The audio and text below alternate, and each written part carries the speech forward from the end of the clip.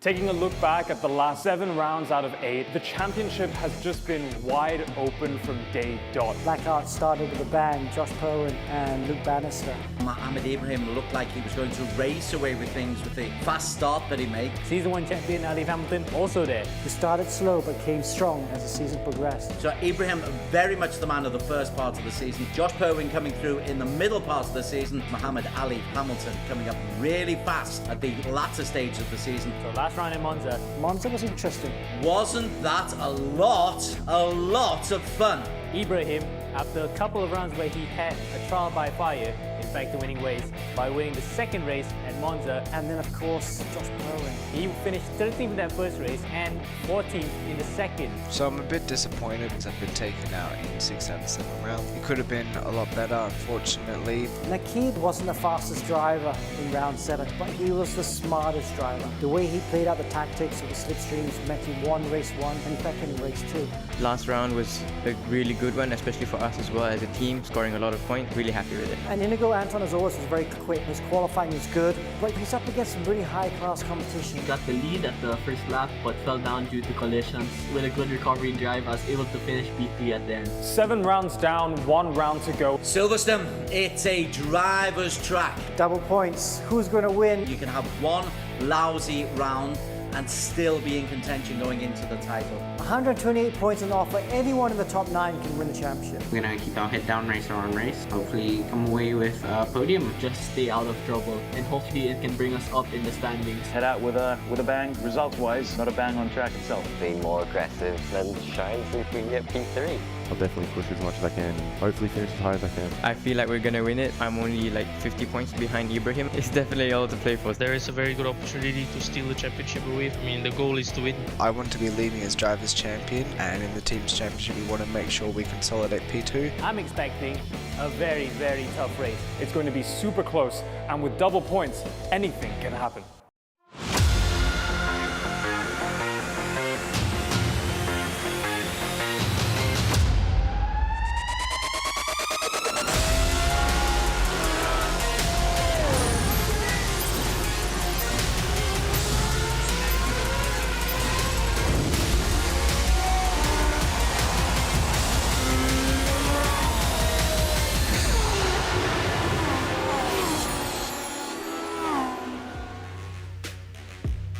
Hello and welcome to the grand finale of Season 2 of the E1 Championship Round 8, with all of the action brought to you by our sponsors, Eva Club Car Insurance with Pro Mileage. Make sure you check out the website to see how you can get up to 40% off your next car insurance renewal. My name is Daniel Woodruff, I'm your host for this evening, and with me is our E1 race director, Alex Young. And with us in the commentary box, as always, is Amir Haziq. And alongside him, back with us, is Des Corkill. Welcome back, Des. Delighted to be back. All right, so 8 circuits, 7 countries, 11 weeks, and 15 races. This is what has made up Season 2 of the E1 Championship so far. And we are finally at our last round at Silverstone in the UK, and one step closer to crowning our Season 2 champion. Alex, you are the creator of this show. You curate everything that happens. How has Season 2 come up to your standards so far? It's been great, hasn't it? It's been so close, you know, like we were talking about in the earlier parts of the program, how it just kind of ebbed and flowed. You know, Ibrahim at the front, you know, strong, and then Josh Powen super consistent in the middle, and then Muhammad Ali coming strong at the very end. So it's very close. I can't believe it. You know, there's 118 points up for grab, 118 points, but the top 3 are only separated by 30 points. So anything can happen. That's right, anything can happen. Amir, from the driver's perspective, what has been your highlight of Season 2? Daniel, what I can say is, one of the big highlights has been the Indianapolis Oval. I was looking forward to that when I saw the schedule come out the first time, and I wasn't disappointed. It was an absolutely thrilling race, so for me, that was the highlight of the season. The Indianapolis 250, shall we say.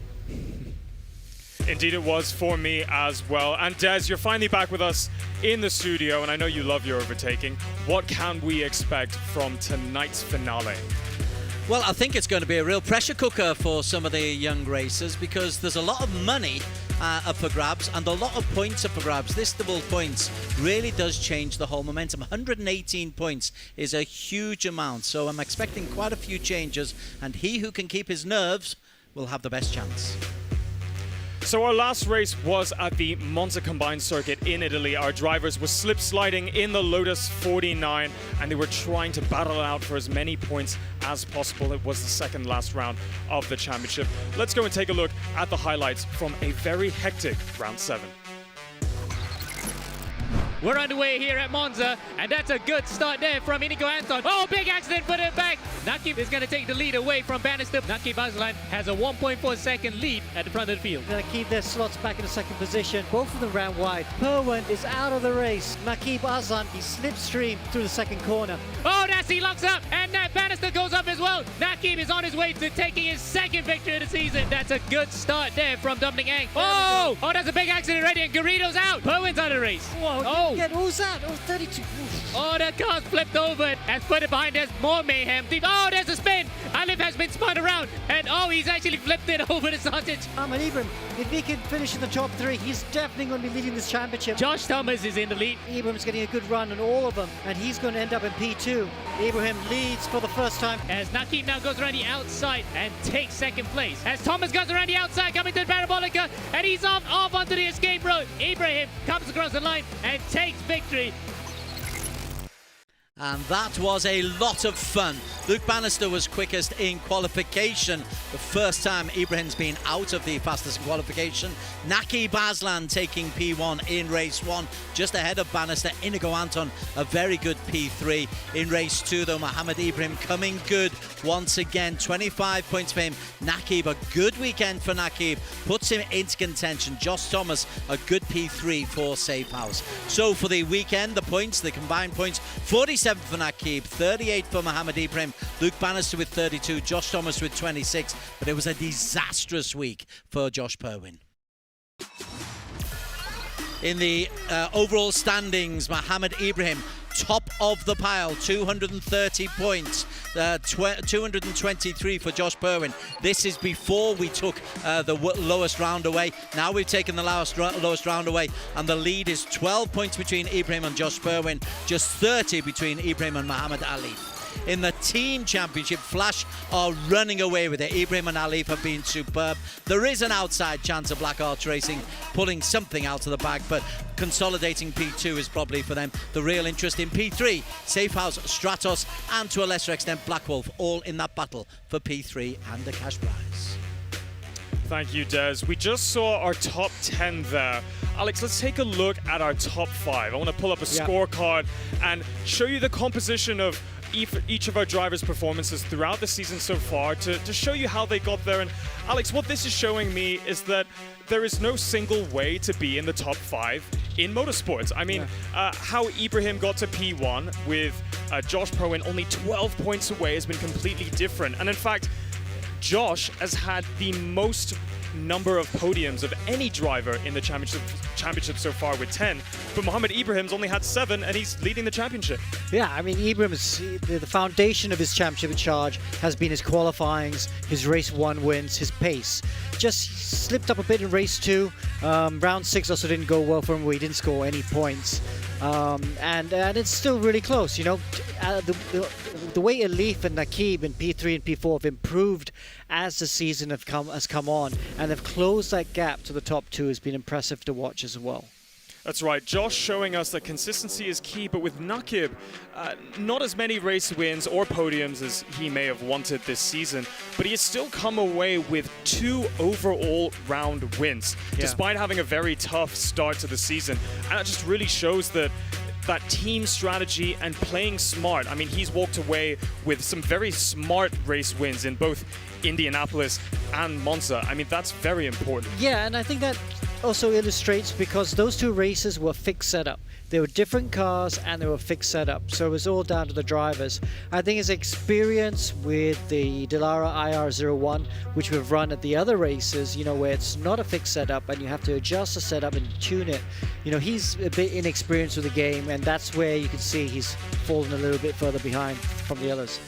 Now, let's take a look further down the grid. Now, remember, we have 118 points on offer tonight with double points, which means our top 9 are in with a theoretical chance of winning the championship tonight. Sorry to Dominic Ang and Stratos, you're left out of that potential contention. But that means Kalen Chin, Miko Nasi, Josh Thomas, and Inigo Anton are in a real running for the win. But I'm going to throw this question over to you, Des. Despite this technical chance, I know you're a fan of Inigo Anton. Do you think that he does realistically have a chance tonight in Silverstone? In a word, no. But there is a chance of maybe getting in a P3, a P4 or P5 in the overall championship standings because there's so many points available. So don't write them off. And there's decent cash prize money for P4 and 5 as well, $500 US. So Kalen and Miko and Josh Thomas on debut, they'll be looking to pick up cash prize as well. So don't write them out, but I think top 3 is too much. And very quickly, Amo, top 5, 6, 7, and 8, only separated by 17 points. Who's going to walk away best of the rest? Bannister, to be honest, because he is also having a very good outside chance of overhauling the top 3, but a bridge too far for the win, for sure. But I think Bannister, of all these guys on the screen right now, the 5 of them, he has the best chance. Kalen, I would say second best. All right, well, thank you for your insight, gentlemen. Only time will tell as to who will come out on top and walk away with a bit more cash prize money than his competitors. So tonight we head to the final race of the season. As you can see, Silverstone in the UK, a true driver's track and a legendary one on the Formula One circuit as well. And before we get into tonight's action, let's hand it over to Amanda to walk us through tonight's race rules and format. Good evening, everyone. I'm Amanda Andrea, and welcome to the grand finale of E1 Championship Season 2, Asia Pacific's most premier sim racing championship. Wow, it's the finals, and over the course of the season, we have seen our teams and drivers test their abilities in 7 remarkable circuits. The intense and heated battles continue over onto the final round. The grand finale of E1 Championship Season 2 will be taking us to the birthplace of Formula One, Silverstone, Northamptonshire, United Kingdom.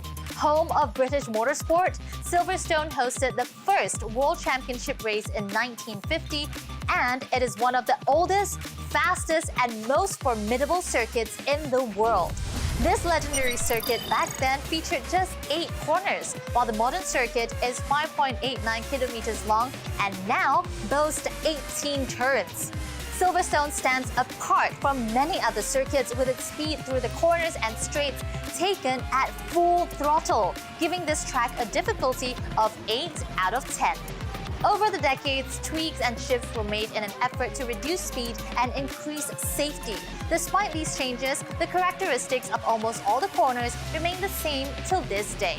Just last year in 2020, Max Verstappen set the fastest lap record when he crossed the line at 1 minute and 27.097 seconds. At the start of the season, we saw teams getting used to the newly introduced Dallara IR01. After 7 rounds of racing, we'll be coming full circle today as drivers will finish the season in this Italian beauty. Blending modern aerodynamics with classic functions, it derives its 900 horsepower from a 3-liter V10 engine reminiscent of the ones used throughout the early 2000s. The result is the ultimate blend of the sport's past, present, and future, and of course, a uniquely fun yet challenging car to master. Keeping in line with the E1 traditions, drivers and teams get to compete for double points in the grand finale. We will begin with a 10-minute qualifying session to determine grid positions, followed by a 15-minute sprint race and a 30-minute reverse grid race. Double points will be given from qualifying to the last race of the season, along with the fastest lap. Top 5 from the qualifying will earn points from 10 down to 2. Top 15 from races 1 and 2 will earn points from 50 down to 2. An extra 4 points will also be given to drivers with the fastest lap in race 1 and race 2. Depending on the winner today, we might even see shifts in the team and driver standings. The battle for a grand total of $16,000 US is coming down to the wire. Points won today might be the catalyst for certain teams to be crowned as champions. The winning team and driver will win $4,000 $10,000 US and E1 Championship's first ever trophy. The first, second, and third and fourth runner-up for both teams and driver divisions will also be awarded accordingly. Only one driver will emerge as champion. With that said, to all the teams and drivers, good luck, have fun, and see you at the finish line. Thank you, Amanda. Indeed, we are racing at Silverstone tonight. Alex, she mentioned that the track is legendary, and it is. It's as legendary to Formula One as, say, Ferrari is. But why did you choose this track? Well, I mean, there's some classic tracks in the sim racing community that really hard to say no to. Spa's one of them, Silverstone as well. Silverstone is really great to drive. You know, those fast flat out complexes through Beckett's and Maggots, one of the biggest challenges a driver can have, especially in a Formula One-esque sort of car. It's not quite as easy to overtake as, say, Spa, so qualifying is going to be important. But still, it's a huge monster of a track. So overtaking is possible, not as easy, it's difficult. Pole position, very important, may fall into Ibrahim's hands. But I want to talk about strategy, because we know that this track is very fast. There's a lot of tire degradation, because there's a lot of high-speed corners, high Gs, lateral load on the tires. So the tires are taking on a lot. Is strategy going to be even more important tonight, especially with double points? It is. I mean, so they have to pick the one pit stop, especially in race 2, carefully, because the undercut's going to be very strong. So if they pit early, you can leapfrog on someone else. Oh, as Bocelli just goes quickest, that's a good lap. Inigo Anton goes down on 2. So the undercut's going to be very strong. But if you pit too early, you're going to run out of tires towards the end. So there will be a little bit of strategic back and forth between the drivers and teams. All right, well, drivers are wrapping up their practice session. Qualifying, very important. Only time will tell if Mohammed Ibrahim can extend his qualifying streak in Season 2. All of that to come right after this break. Don't go anywhere.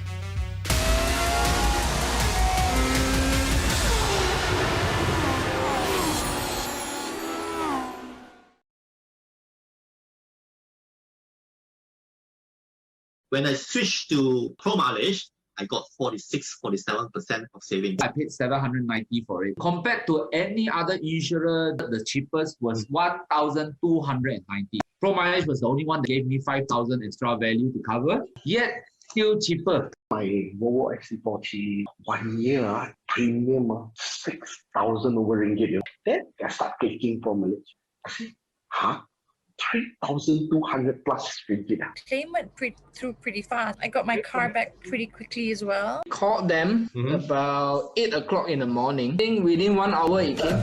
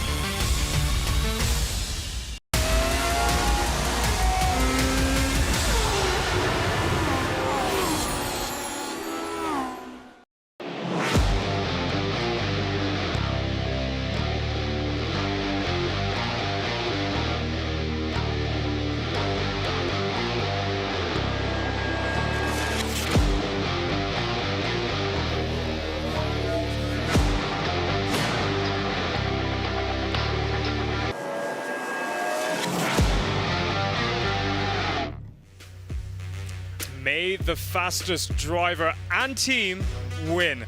Hello and welcome back to the E1 Championship Season 2, the grand finale, where we will be racing on the Silverstone circuit tonight.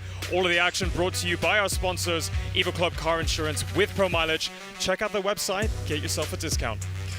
So tonight we're going to be crowning our Season 2 E1 Championship winners. Now, the winners aren't just going to be walking away with the bragging rights of saying that they won. Not just the cash prize, but they're also going to be walking away with the E1 Championship's first ever medals and trophies. And as you saw on your screen just now, there's going to be a really awesome golden helmet for our team champions in first, a silver helmet for the teams in second, and a bronze helmet for the teams in third. And all of our drivers, as a part of the winning teams, 12 to be exact, will be receiving a medal with their name engraved in it as well. Alex, that's pretty cool. I mean, that's a cooler helmet than I've ever received in my racing career. And it's even cooler that people can race in the virtual world, but still win something tangible and real. Yeah, absolutely. And the team's championship is going to look really cool. And, Flash win it. Might see Mark or Rentai going around Singapore with it on his head, or Stratos win it. Maybe James will be wearing it. So it's going to be a very cool trophy that you could use on your head. And I will say, disclaimer, it's for ornamental purposes only. Do not use it on track, to all of the teams watching. So who will walk away with the silverware tonight? Well, only time will tell. And before we get into tonight's action, I'm going to hand it over to Alex and Des to walk us through tonight's driver lineup. Okay, reigning champions of Season 1, Muhammad Alif there in car 44. And the guy leading Season 2 right now, Muhammad Ibrahim in car 33. For Stratos Motorsports, the winningest racer ever in E1 is Naki Baslan, but he's joined by 10th place Dominic Ang in today. Good season so far for Dominic. And then we have Kalen Chin in BlackWolf Racing, the Singapore-based team, and he's joined with Ricardo Bocelli. Kalen, very fast and furious, hasn't won a race this season yet. Will it be today? From the Philippines, GT Radial Eurasia team, Inigo Anton has picked up one podium. Probably deserved more. Joaquim Garrido consistently fighting for top 10 places. And then we have Safehouse, the Korean Singaporean team. Miku Nasi, who was the overall winner for round 5, and he's joined by Australian Josh Thomas, who's only 20 years old. From BlackArts Racing, these two boys really got to keep an eye on them today. Josh Berwin chasing the title, 10 podiums so far for him. Luke Bannister chasing a top 3 place, 5 podiums. The Aussies real contenders. And then we have Apex E Racing from Brunei, and they have 2 Malaysians racing for him. Arif Azmi, who's only 16 years old, and he's a real-life champion in go-karts as well, and he's joined with Freddie on. Outside of Slipstream Motorsport, Ivan Pachagiato from Australia, joined by Dan Martin. They'll be looking to get into the top 10. They've accumulated 27 points for the team so far this season. And then we have Team EGG. Aaron Lim, the legend from Malaysia, he's 36 years old, and he's joined by youngster Melvin Tan from Philippines, who's only 15. And now we head over to qualifying with Amanda once again. Welcome to the grand finale of E1 Season 2 at Silverstone. It's a clear and sunny afternoon with temperatures on track at 22 degrees Celsius and air humidity is low at 20%. Wind speeds are 16 kilometers per hour, making this a marvelous day for racing. Now the secret is to maintain consistent speed and finesse on both wheel and throttle to get the most out of the circuit. The final qualifying session of this season is up next. Double points are up for grabs. Let's see who can keep up the momentum, secure a fast lap and a good starting grid. It's a great introduction from Amanda. We are all just about set. A quick mention for Evo Club Insurance, car insurance with Pro Mileage, evoclubinsurance.com. Our thanks for their sponsorship.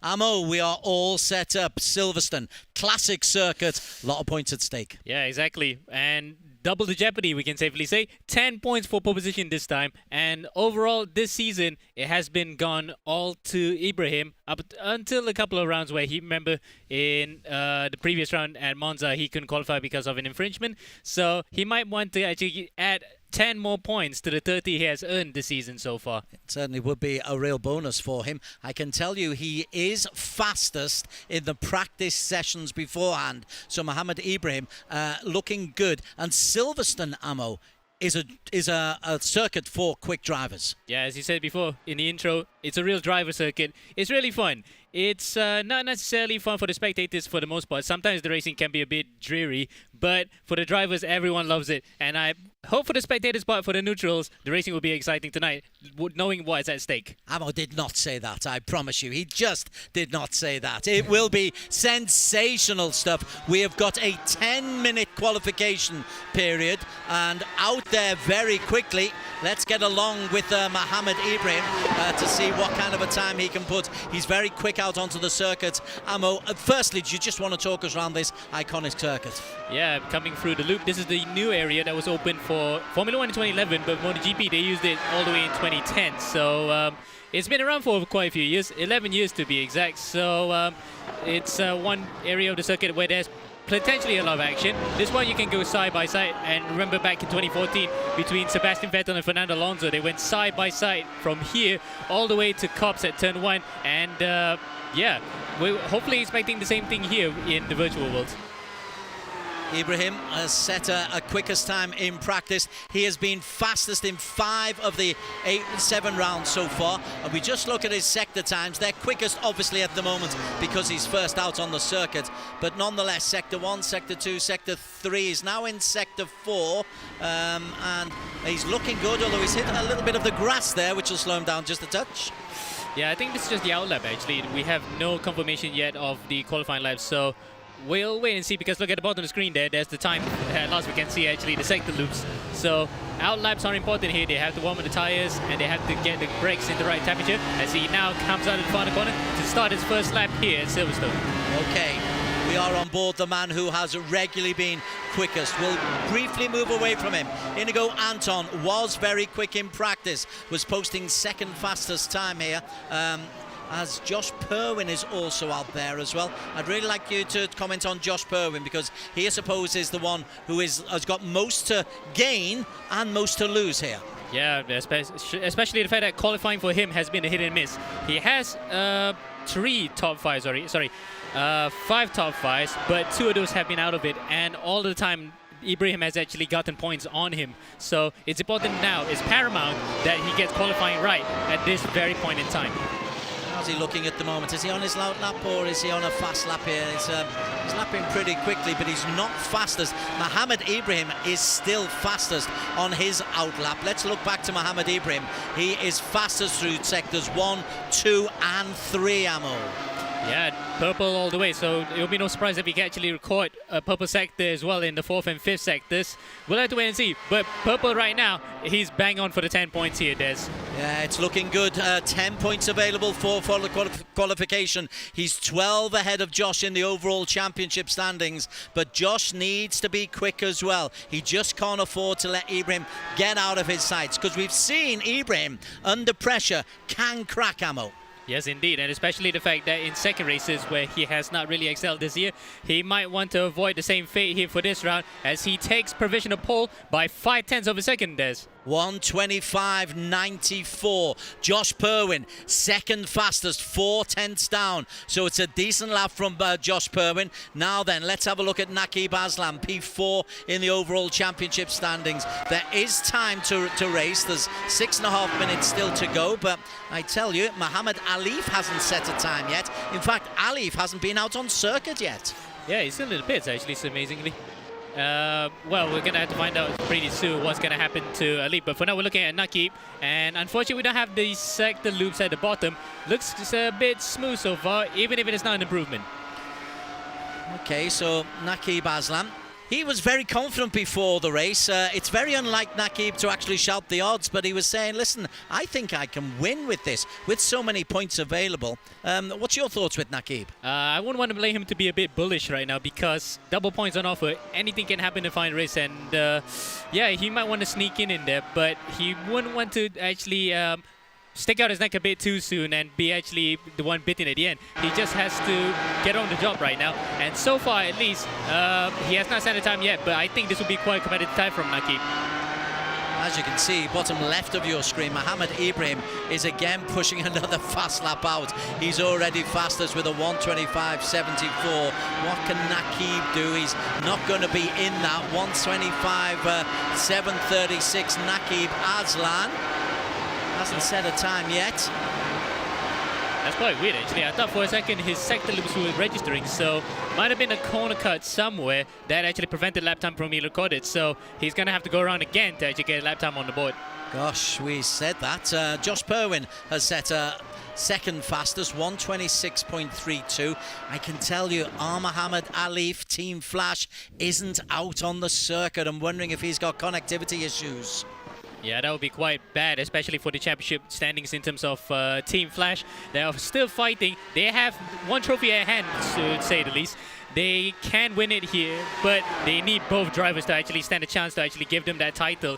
And one of them being out of the reckoning right now is not going to help that cause. Indeed, but the overall championship, Alif is the defending champion. He's been improving as this season has gone on, but he's not having a good time today. Let's have a look at Luke Bannister, BlackArts Racing. He's Josh Perwin's BlackArts Racing teammate. He's got a chance of a top 3 berth, and with Alif's problems, that gets a brighter opportunity for Luke Bannister. Yeah, BlackArts Racing will definitely have their eyes wide open now. It's going to shine like stars, Des, to find out that this is the best opportunity they've had all season to strike a double blow in qualifying against Team Flash, who have been the qualifying specialists so far this season. And the only other guy to have actually claimed pole in the championship has been Bannister, but so far at least he is only in 6th place behind Nakib, who just finally recorded a lap time. Yeah, Nakib has posted a lap time 1:26.5 to put him into the points as it stands. We are on board with Luke Bannister from BlackArts Racing, 5th in the overall championship standing. Start of the season ever so well, and I must admit, Amo, I thought he was going to be a contender, but he fell away in the middle part of the season. Yeah, he went off the boil completely, actually. His results have been seesaw. Inconsistent form, you can safely say, that has actually derailed his chances of being in the reckoning for the championship, but still outside chance being in that top 5. So watch this space. He has a mathematical chance of taking it, but he's going to have to do an awful lot of work here at Silverstone to prevent Ibrahim from taking it. And he has spun it in qualifying, so commentators goes there. Sorry, Luke. Let's have a look at Riccardo Bocelli. It's only his 3rd round, but he has come in representing BlackWolf, a colleague of Kalen Chin. Kalen P7 at the moment. Riccardo Bocelli, the Italian, currently P9.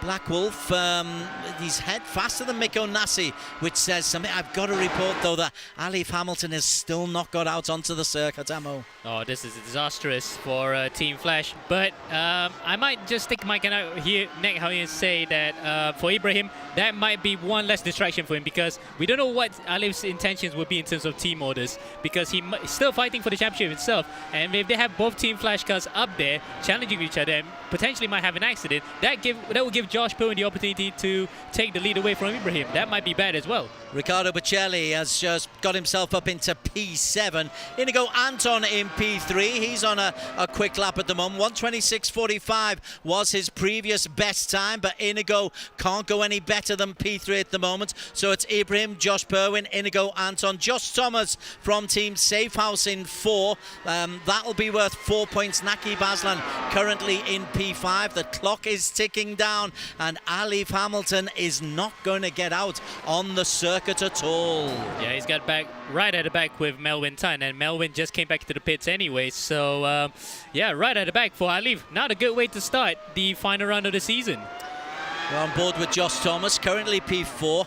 He was 1:26.48, so he's only 300 slower. In fact, he's gone ahead of Inigo Anton and taken P3. Josh Thomas moves on to the 2nd row of the grid. That is pretty good. Mikko Nassi is one of the few competitive racers who's still out there. In fact, Nassi's not there anymore. Naki Baslan trying to improve on his P5. He's on a fast lap at the moment. 1 minute left to go in qualification. Has he got enough time? I think he has.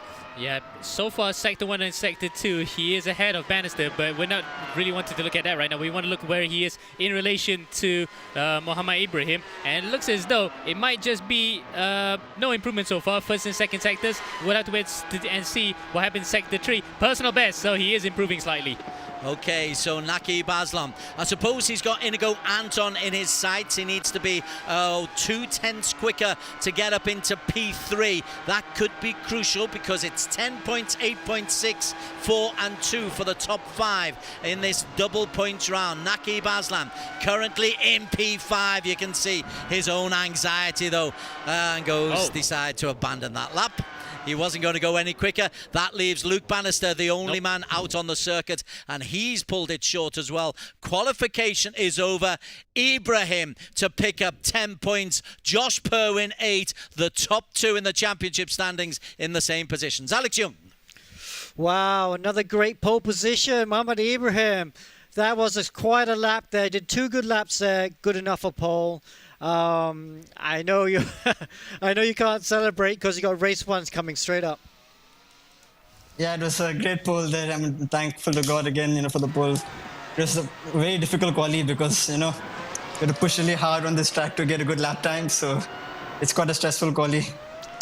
Yeah, it is a stressful quali. But obviously, you got part of the job down. You're on pole. Got to get the start as well. Is it possible to overtake in Silverstone? Will you be under pressure, or is it all about that first corner? We'll find out, I guess. Taking a look at the team's championship, though, you're of course leading the drivers' championship. Your teammate, I believe, wasn't able to join in qualifying. So do you guys have any tactics going on to make sure that Team Flash maximizes their points with the championship in mind? Yeah, obviously the best plan is to score as many points as possible, so that's what we're pushing for. All right, well, you're in the best position to do so. Congratulations again, Ibrahim. Yep, thank you so much, guys. All right, now it's over to Des to walk us through the unofficial results of qualifying. And Mohamed Ibrahim is the man who will take the 10 points as it stands. 125.736, nearly half a second faster than Josh Perwin. Ibrahim has been ridiculously quick all season. Josh Thomas, a very good P3 for the Safehouse racer for the Aussie. Inigo Anton just nipped down into P4 for GT Radial Eurasia. That will pick up 4 points. Naki Baslam will pick up 2. And with the bad news for Alif, that just inches Naki a little bit closer to Alif Hamilton. Luke Bannister, a good 6th. Bocelli, a very decent 7th. Kalen Chin coming up in P8 ahead of Dominic Ang. And Miko Nasi completing the first 5 rows of the grid. And a 6th pole position from Mohamed Ibrahim, half a second faster than 2nd place. Another dominant performance, but can he convert it into a race win? We'll find out very soon when race 1 happens, but don't go anywhere, we'll have a short break.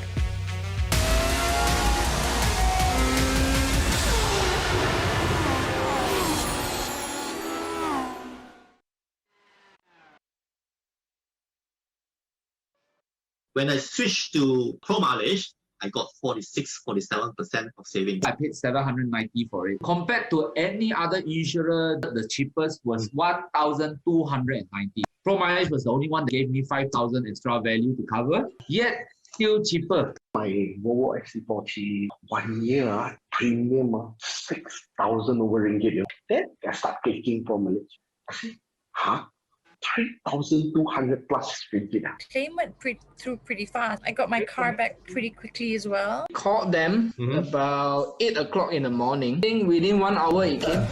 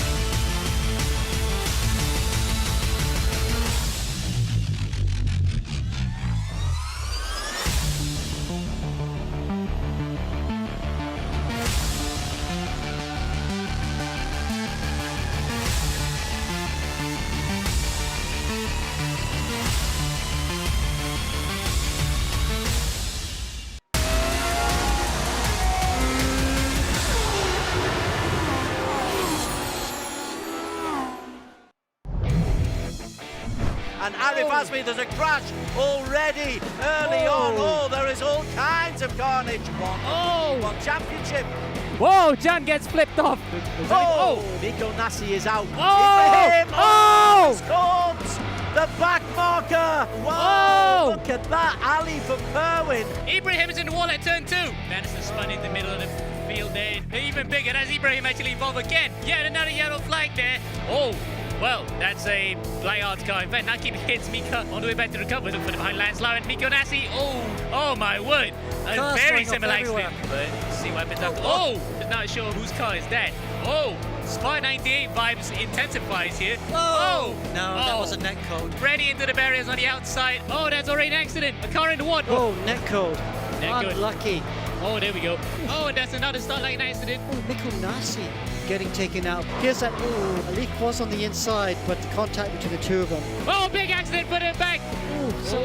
Both of them ran wide, and then contact between the two of them. Wow. That's a flying car, and he's on the wrong straight now.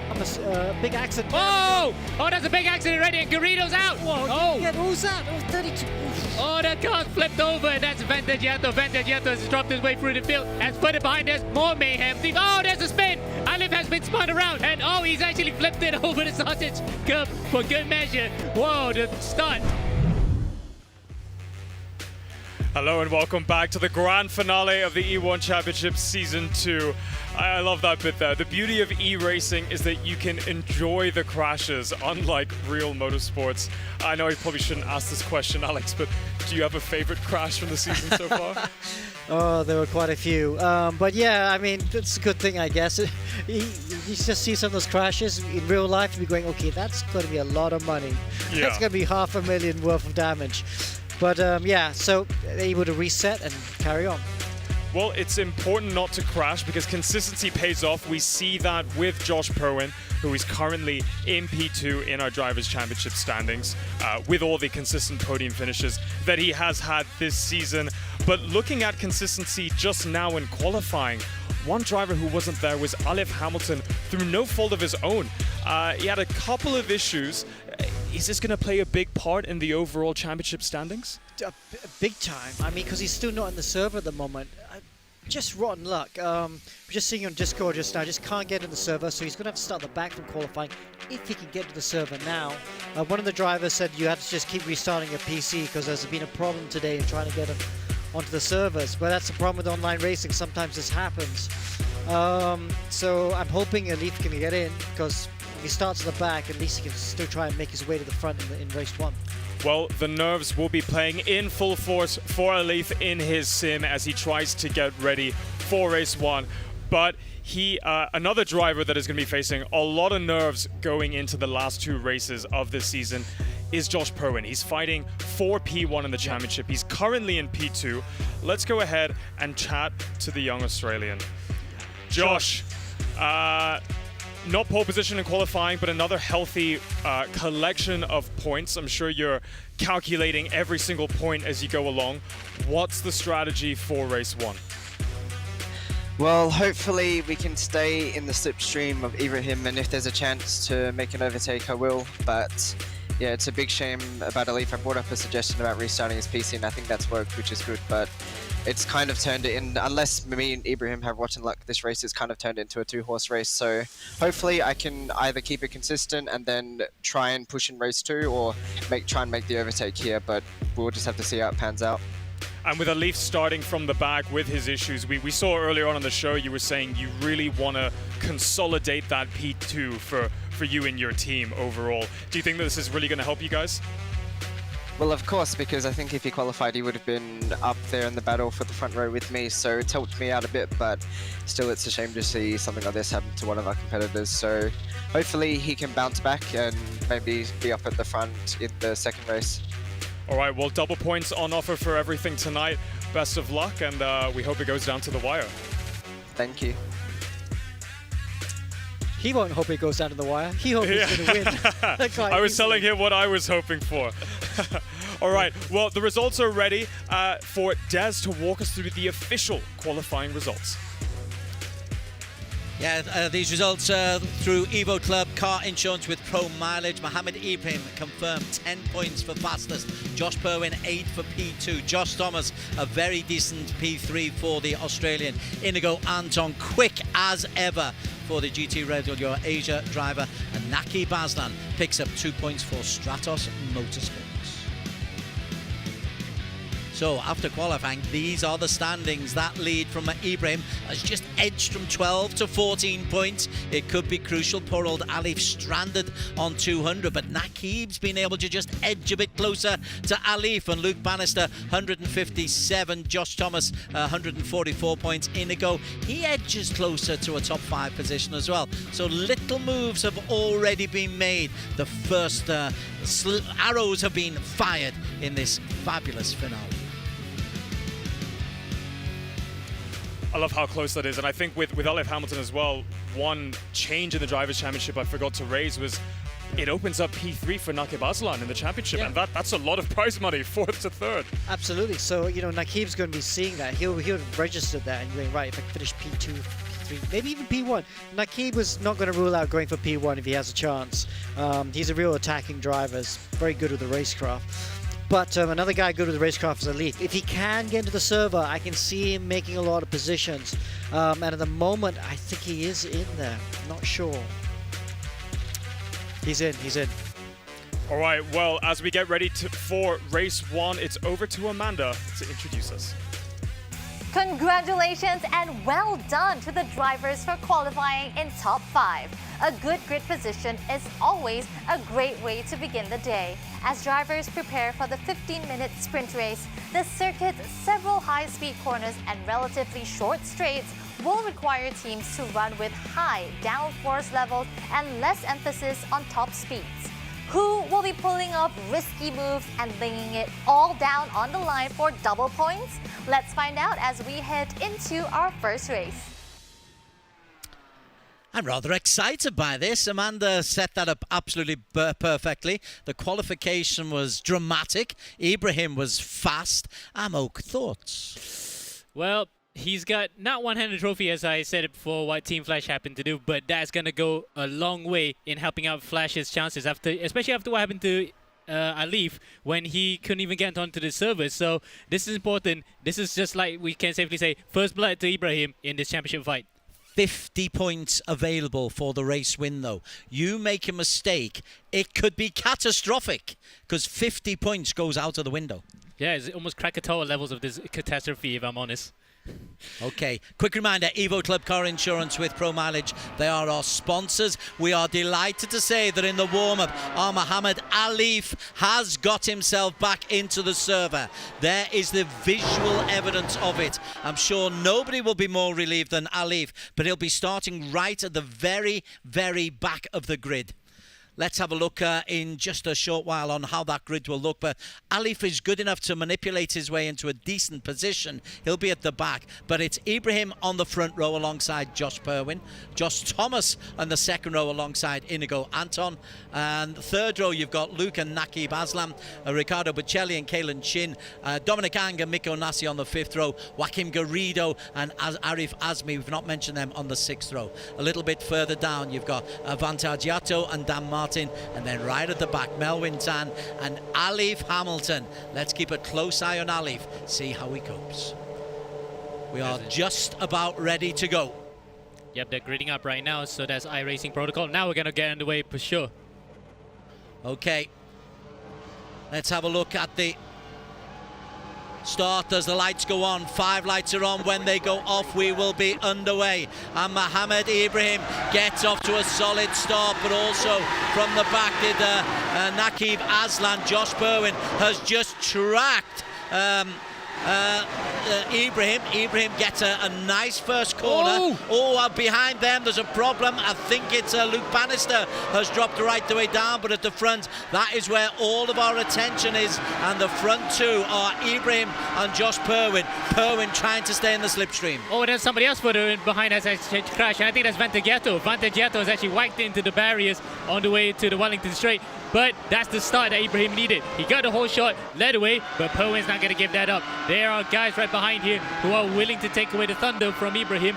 And for BlackArts Racing, disaster for them. Bannister with yet more rotten luck at the start of the race. Let me just take you down to the man who's got himself up into P8. Mohammed Alif Hamilton. He was not even anywhere near the front, but he's got himself up into P8. Joaquim Garrido is the man who's just holding him up at the moment. But this is Alif, and he is looking grim, he is looking determined, and he's just knocked Garrido off. And that might be a penalty on the way. That's not the first time that he has whacked the back of somebody on a straight. Remember, he went to the back of Josh Thomas at Spa-Francorchamps, and he had a penalty there as well. So that might be just another one on the way for him. So let's move away from Ibrahim just for a moment. Alif, just for a moment. Here is a replay of the start of the race. This is Kalen Chin. Oh, and Kalen Chin, was that Inigo was in trouble? No, it was Kalen Chin has just wiped out a couple of races there. Arif Azmi from Apex amongst them. Back now with Mohammed Ibrahim, the race leader, and he's pulled Amo nearly half a second, over half a second on Josh Purwin in P2. But he's not like... he does have enough of a gap in front of him, sorry, behind him, to actually still maintain the gap here. Look at that, 0.6 of a second coming through the corners. So there's Slipstream still there, but Josh will know full well that he doesn't want to be too close, otherwise he might get into the dirty air of Ibrahim. Well, Josh Purwin, there's the man in P2. His philosophy, just stay close. If you do that in race 1, you keep the pressure on Ibrahim. Then you've got the reverse grid race in race 2, and Ibrahim doesn't cope well with that kind of pressure, so we've seen. That's where his mistakes so far this season have come. Yeah, especially the fact that, remember that very first race back in Interlagos where he won the race, he had the pole already, but then when he tried to sieve his way through the field, got into an unnecessary accident with Ari Hausmi, which he called him out in that particular instance as well.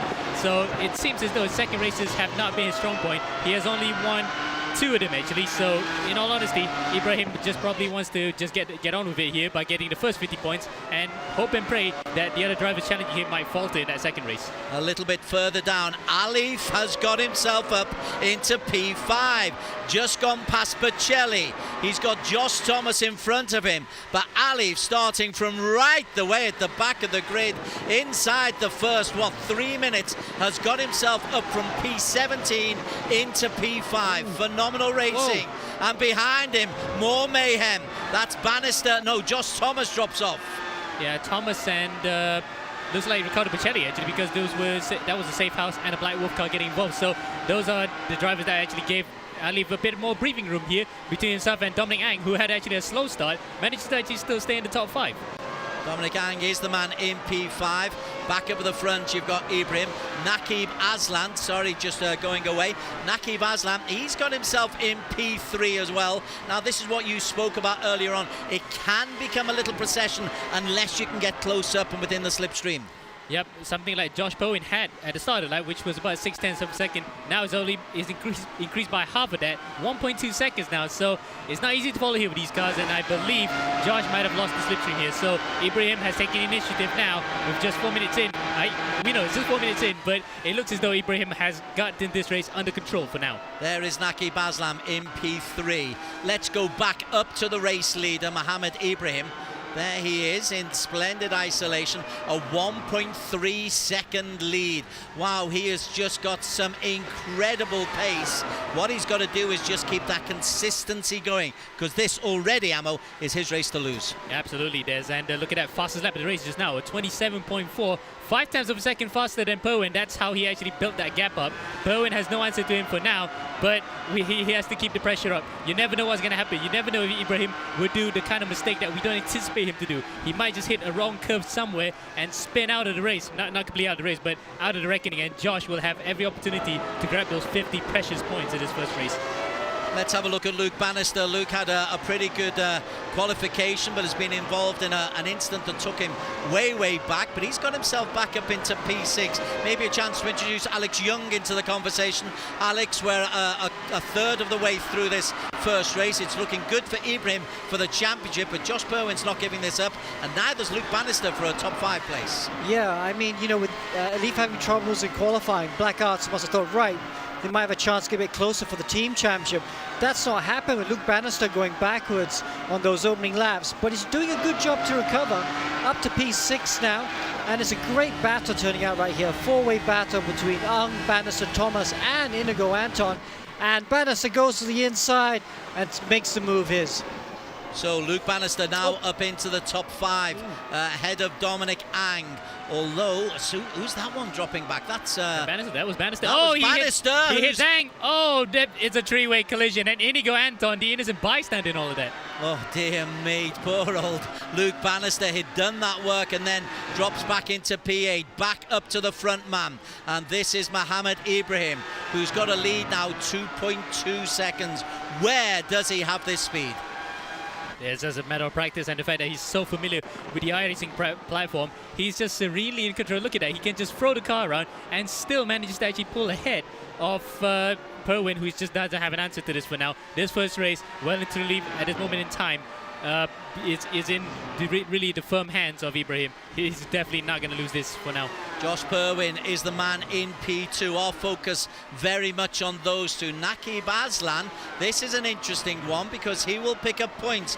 Double points, cannot overstress it. There's the difference between Naqib in P3 and behind him in P4 we have got Mohammed Alif. Now how far behind? It's about a 2-second lead that Naqib Aslan has over Alif, the season 0 and season 1 champions. Yeah, 1.5 seconds difference between the two of them now, but on the straight here it looks as though Naqib has the straight line speed. Yes, Stratos set the car up to be a bit more slippery on the straights, but through the corners it looks as though Alif manages to catch up a bit. So watch this space between the previous champion in season 0 and the incumbent for this season, Alif. This is going to be a tasty one if these two get close together. Let's just have a look a little bit further down, give a bit of TLC to those who've not really had a chance to. And Kalen Chin is making a bit of a move. He's got himself up into P9. I think that's Joaquim Garrido he's just overtaken. Kalen Chin actually up into P8 because Inigo Anton has got himself a problem. We'll look at that in just a moment. But Anton, I think, is dropping down. In fact, we've got to go and see what's happened to Inigo Anton. He is off the server and into the pit. Samo. Off the track and into the pits as well. It looks like a drive-through penalty, to be honest. It looks just like that kind of thing because if it was a pit stop, it would have taken a while. So I think it might have been a drive-through penalty for some sort of infringement. I'm not sure. We saw him in that contretemps earlier on, didn't we? Yeah, but he doesn't need to come to the pits because the damage fixes itself. So I'm not sure. Maybe it might have been a drive-through penalty. As meanwhile, behind him, Dominic Ang has also dropped out of the top 10, and Mikko Nassi was also up there in the top 10, is in 15th. So the guys that we are tipping to be in that top 10 have dropped out of it. Man at the front, though, as we look at Kalen Chin and Luke Bannister. That's the battle for P7. Luke Bannister always looks very serene in the car, but he'll be absolutely fuming that he's not able to capitalise on a decent qualification. Back up to the front, Mohammed Ibrahim has extended that lead, Amo, to 3.3 seconds. In fact, Alex Young, the pace of Ibrahim is just phenomenal all season. Yeah, it is. You know, race ones and qualifying is where he really excels. Good lead there. Looks like Josh has settled for second. I've seen him look in his rearview mirror a couple of times, so I think he's just keeping track of where Naqib is. Josh knows he just wants to make sure he gets second position. He is going to lose some ground to Ibrahim, but don't forget, race 2, the reverse grid race, anything can happen, and that lead, that gap he has to Ibrahim can be annihilated in the opening laps of race 2. It certainly can. We've got the reverse grid, and that is the last roll of the dice that we have got. And if it's a big reverse grid, say it's the top 14, then that might really impact on the final race of this season. Yeah, that is a little bit more of the young drama. Yeah, the young effect, of course.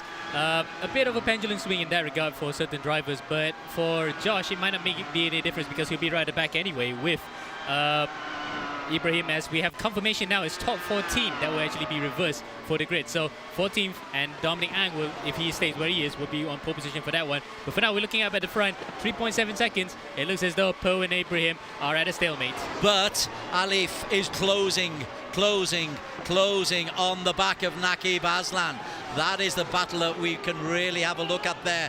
When we did this earlier, rear chase camera earlier on, Alif wasn't in the shot. Now he's very close, 1 second down. And if he had DRS, he will actually be deploying it now on the Wellington straight, but he has to do it by virtue of an organic overtake. He has to get up to the slipstream of Nakib and get it done, coming through Brooklands, which can be a daunting corner at times, going side by side. And in these cars we have seen this year have not been the most ideal, but I think Alif will want to take it. He will want to take every opportunity he can to decrease the amount of damage as he has had after failing to qualify. Third place is worth 32 points. Fourth place is worth 26. It does edge Nakib closer, but Alif is more interested in maybe getting closer to the front two, or at least in damage limitation. And he's got 4 minutes to race. 4 minutes to get up into a podium position. Yep, coming through Cops now. This is where Hamilton and Verstappen had their infamous accident just this year for the British Grand Prix. This Hamilton, though, would like to avoid having that kind of contact with Nakib here. The slippery snakes of Maggots through to Beckett's and then onto Chapel. Well taken by both of those racers. Up into P5. We'll break away from this just for a second. Josh Thomas is got himself in P5 and he's got a 2.5 lead over Riccardo Bocelli. So Thomas looking decent for the points. It's been a rock-solid season for the Safehouse racer, Amo. Yeah, indeed. A very good debut season for him. Though he was consistent at one point. Oh, he nearly loses it coming through Stowe. That is actually quite a great save, you know. I thought he was going to lose it for a second. But for the guy that started out in the first part of the season consistently before dropping off at Charlotte, he's actually recovered quite well and could be in contention here to still be in the top 5 if he could actually outscore Luke. But right now, Luke is actually right behind him in 6.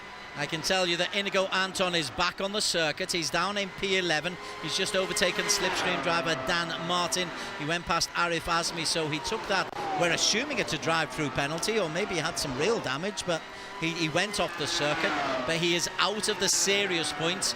Ibrahim's lead, 5 seconds. 5 seconds.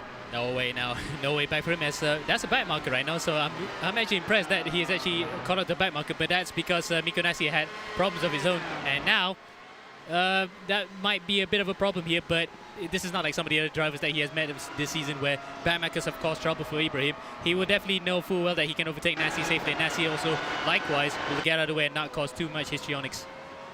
Final comment from Alex Young in race control. Alex, have you seen anything that might incur the wrath of race control in this first race? No, not so far. Even we'll have to look at that was it the second lap incident between Alif and Garrido, but it looked like netcode, but it also looked like Garrido slowed down suddenly when he pulled off to the side. But we'll have a look at that, but it looked like netcode to me. But yeah, so yeah, pretty top 3 are set. Well, actually, I'm going to take that back. Alif is all over the back of Nakib, and this has got implications for the championship. And I got a feeling Nakib's going to defend really hard. Well, there is just 1.5 minutes to race. This is the battle for P3. Alif goes down the inside. Nakib is able to hold on. He just had the right line. That's defensive driving at its very best. We'll need more of that from Nakib, Amo Hazik. Yeah, indeed, and he will try to hold on here on the Wellington straight, but looks as though Slipstream is enough for Alif to actually go into the inside, coming through Brooklands, takes away 3rd place easily, and that's a good recovery drive. Damage limitation as he tries to gun to defend his championship. Well, that's a remarkable drive, actually, from Mohammed Alif. If he was a little bit closer, he was 30 points adrift in the championship standings. That will go to nearly 50, which rules him out. But I tell you what, Nakib's not giving this one up, Amo. Not by a long shot, so we can still see this battle on the podium swap positions as we're in, I think, definitively the final lap of the race, because Ibrahim crossed the line there just before he hit 130, so I think this might be the final lap. Nakib has to make it count here in this final few corners. Well, this is the big moment. You've got Alif for Team Flash ahead of Stratos Motorsports, battling for 3 and 4. That just shows you how good the quality of the opposition has been this season. Ibrahim and Josh Perwin, 1 and 2 in the championship, 1 and 2 in this race. As we just briefly move away from these two, 1 more lap to go, I believe, as we are on with Mohammed Ibrahim. He's gone past a couple of back markers. There is, 1 more lap, or this is he on his last lap? Yeah, the final lap. This is the final lap of the race, and he just passed Mikko Nassi, so that's kind of like a bitter pill to swallow for Nassi to be considered a back marker, but that's how the race has actually turned out for him, and he'll be looking forward to a second race where he'll try to claw his way back through the field. Well, Mohammed Ibrahim, this is the man who leads the championship. He has been a controversial figure this season. By my word, has he been quick quickest in 6 out of 8 qualifications, and now he is on almost a victory celebration lap in the penultimate race, race 14 of 15 in this season. But the reverse grid is 14, Ammo. 14th place is where he'll start. Yep, 14th place, and you never know the luck of the draw, and we can safely say, because reverse grid races is a bit of a lottery, isn't it, Des? Because you never know what's going to happen, and it's all to play for still. 50 points is still up for grabs in that one, plus the 4 for the fastest lap in that one too. Plus the possibility of things going wrong in the pit stop. But we'll stay with Mohammed Ibrahim as he coasts his way home over the rest of this lap, and Mohammed Ibrahim has got himself the race victory, and Josh Perwin will come through in P2. Mohammed Alif, has he got ahead of Nakib? The answer is yes. Alif 3, Nakib 4. Josh Thomas will come home in P5, but race 1 and qualification goes to Mohammed Ibrahim. Alex Young. Okay, well, Ibrahim, great win for that. Nice lights to flag victory there. You want to talk us through your race? Was it as straightforward as it looked?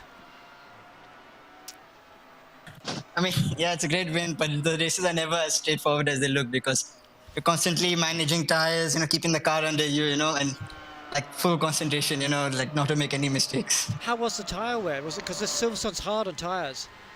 Yeah, the tire is quite harsh, yeah. Okay. So, I mean, you're not going to talk about race 2. So if the tire wear is harsh, obviously the undercut's going to be very strong for race 2. Yep. Yes. Okay. I mean, multiple strategies are going to work. So we're going to see. Hopefully, I'll just do my best and, leave everything to God. Okay. Where are you finding this pace? Where is that half a second? Honestly speaking, I really don't know. I don't know. It was one of the last races of the season. I had to ask the same question one last time. All right. Well, you will be starting in P14 in race 2. It's a 14 reverse grid. So best of luck, and looking forward to seeing you carve your way up the field. Yeah, thank you so much, guys. I would like to thank you all for the season we've had, and hopefully we have a good final race. Good luck. Talk to you after race 2. And on to our unofficial results. It's over to you, Des.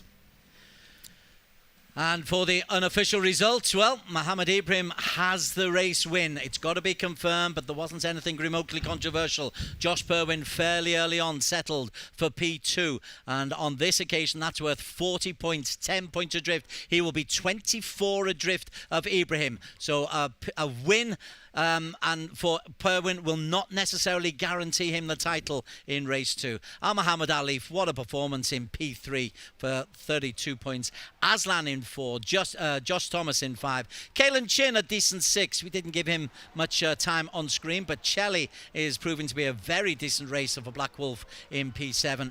And further down, you've got points scored by Garrido, Vantagiato, Luke Bannister, Inigo Anton, who was in the walls, Dan Martin 12th, Arif Azmi 13, Dominic Ang 14, Mikko Nassi limping home 2 laps down in P15. Melwin Tan from Team EGG nowhere, but Ibrahim is the man in control. Thank you, Des. Indeed, Ibrahim absolutely dominating race 1, but race 2 is a completely different beast altogether. As we mentioned, the top 14 will have a reverse grid, so he will be starting dead almost last. And as we saw at the start of race 1, it's gonna be hard to keep it on the black stuff. Accidents do happen on this very quick turn 1. All of that action coming your way right after this break.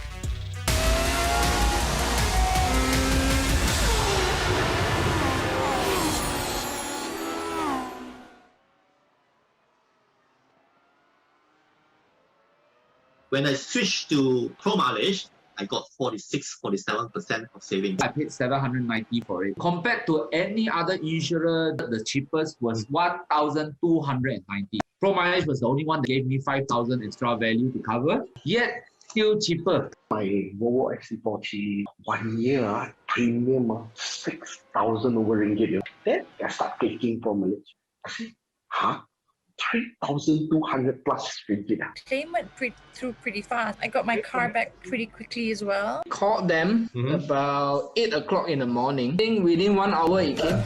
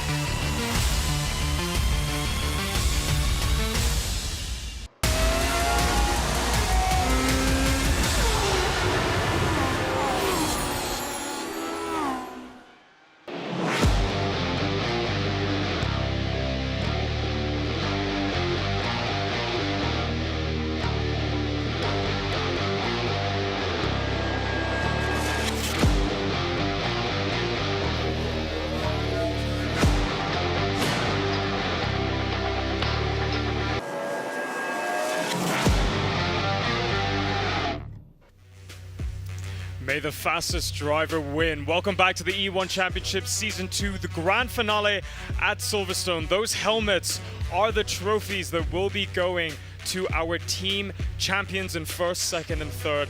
And actually, Alex, I don't even think the teams will get to see them because I might steal them before the show is over.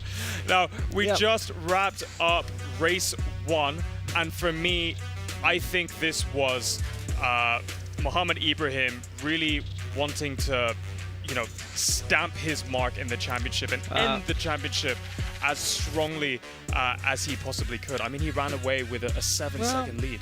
I don't see it that way. I see that as a very tense race, to be honest. My heart was beating in my chest. Double points on offer, a lot can happen. And you can see how Ibrahim was super tense at the end. He didn't want to talk to us. He just wanted to focus on race 2. And that's the right attitude to have, to be honest. He needs to be super focused. It's not easy. It is hard to get the most out of these cars. They're on a hair trigger all the time. You can see just a hair trigger can just be off just like that. So all of them, I can promise you, the hearts are beating their chest as they try and control this buckling Bronco of a car. And with double points on offer, the smallest mistake means you could be right. Your championship position is going to choose. And Ibrahim could lose it in race 2 very easily. So he's going to have to play it super safe over the first couple laps.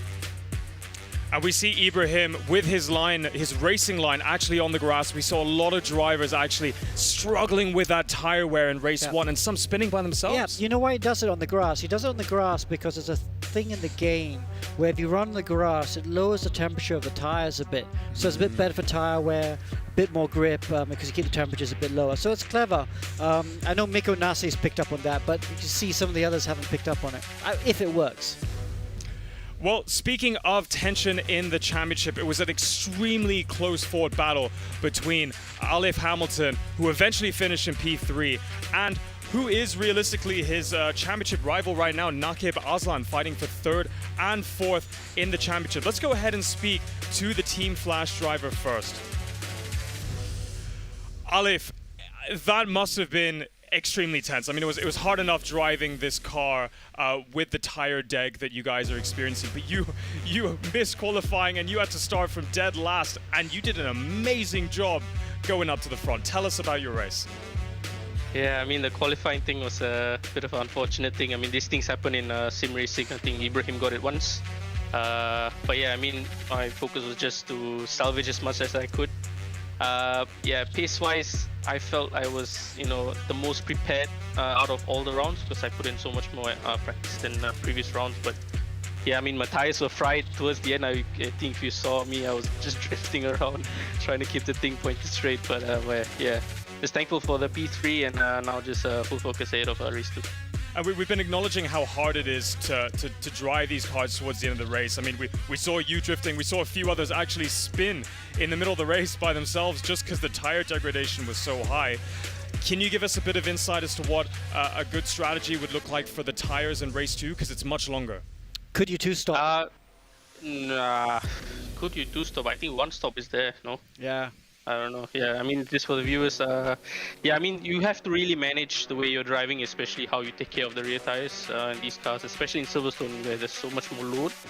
So, yeah, I mean, it's all in the drivers and you have to play with the dirty air, you have to see, you have to adjust your brake bias and all that stuff to keep the rears in check. So, yeah, it's a lot of things going on, but yeah, I mean, this is what we drivers love, a lot of variables and, yeah, I mean, that's what you're seeing right now. That's what we love to watch. Congratulations, good drive, Alif, and good luck for race 2. Thank you. All right, we've got time for one more interview. Let's quickly speak to Naqib Aslan, the Stratos driver, who finished in P4. Naqib, tough race 1. Tell us how it went. Yeah, first of all, qualifying didn't go really well. I think a P2 was definitely on the cards. Just never hooked up the lap, unfortunately, so tried to focus on the race start, and that didn't go exactly to plan as well. But after that, just trying to get the rhythm slowly, made a good move on Inigo, and then at that point, the gap was a bit too big to the top 2, so just tried to hold position, and Alif came in quite quickly, and but tried to hold him off for quite a while. Didn't quite have the pace to hold him off, but I think we can be quite happy for where we come. Well, we know Stratos is very good at the strategy, so anything can happen, and I'm sure the fight between you and Ali for third place is going to go down to the wire. A lot of prize money at stake. Best of luck, and we'll see you on the grid for race 2. Thank you. All right, Alex, I think it's time for the highlights. Well, I mean, as usual, another good start for everyone. Quite a messy start. Alif had a good start. Bannister actually also had a good start there, but then Bannister got caught in an incident just off cam, and this was Perwin looking around the outside of Ibrahim, but Ibrahim covered the inside and never looked back after that, just slowly increasing the gap. But Alif, what a great first few laps to get up to 5th after lap 2, and then he slowly closed down the gap, got to Aslan, and made this overtake. Nakib actually made it a lot easier than I expected him to do. I felt that he wasn't going to challenge so hard, and you're right, at least they're struggling on used tires because they had to push so hard all the way through the race. But fantastic for Team Flash, 1st and 3rd. They're really solidifying their lead in the team's championship. This final result is brought to you by Evo Club Car Insurance with Pro Mileage. Mohammed Ibrahim not only won the race fastest lap as well as winning qualification and 10 points. Josh Perwin, damage limitation with 40 points. Alif exactly the same, a good 32. Nakib on 26 points in P4. Josh Thomas solid on 22. Kalen Chin will still be 5th in the overall championship standings for BlackWolf, 20 points for P6. Bocelli, very good drive from Bocelli. Joaquim Garrido, the best of the GT Radial Eurasia racers in P8. Vantagiato, I think that's Vantagiato's best result of the season in Slipstream, ahead of Luke Bannister from BlackArts Racing. They are the top 10 scorers. Standings update as it stands with 1 to go. 294 points the lead, the score. Josh Perwin 266. A first for Perwin and a 3rd for Mohammed Ibrahim would lead us to a tied position in race 2. Mohammed Ali 3rd position with 232. Nakib Aslam 22 points adrift of Alif.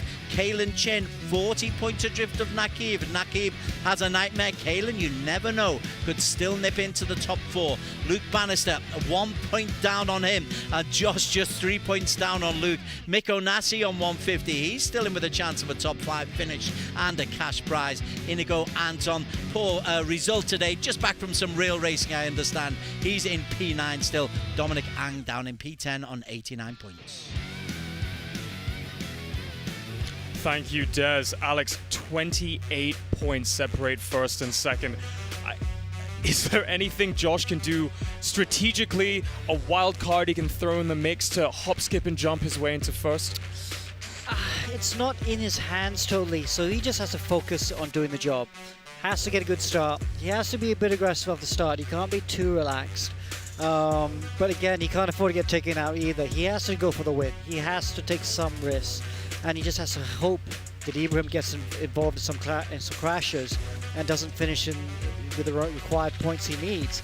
And that can happen in race 2. And we've seen with the iRacing and the Dilara IR01 that with, you know, the cars are so quick with the net code and stuff, you have a small little contact and that's it. You're off the track and you can lose a whole bunch of points. So, big pressure. That's right, a lot of pressure, and we said Season 2 would go down to the wire, and here we are. Everything is on the line at Race 2, Round 8. This is where the championship is decided. Race 2 is coming up right after this break. Do not go anywhere.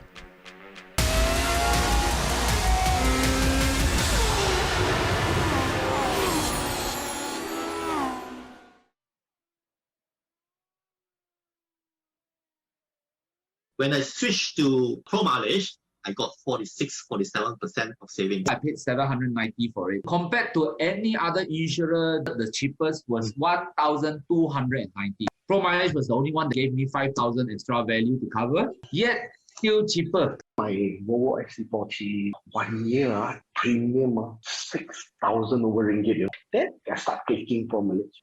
I said, huh? 3,200 plus ringgit. Claim went through pretty fast. I got my car back pretty quickly as well. Called them about 8 o'clock in the morning. I think within 1 hour it came.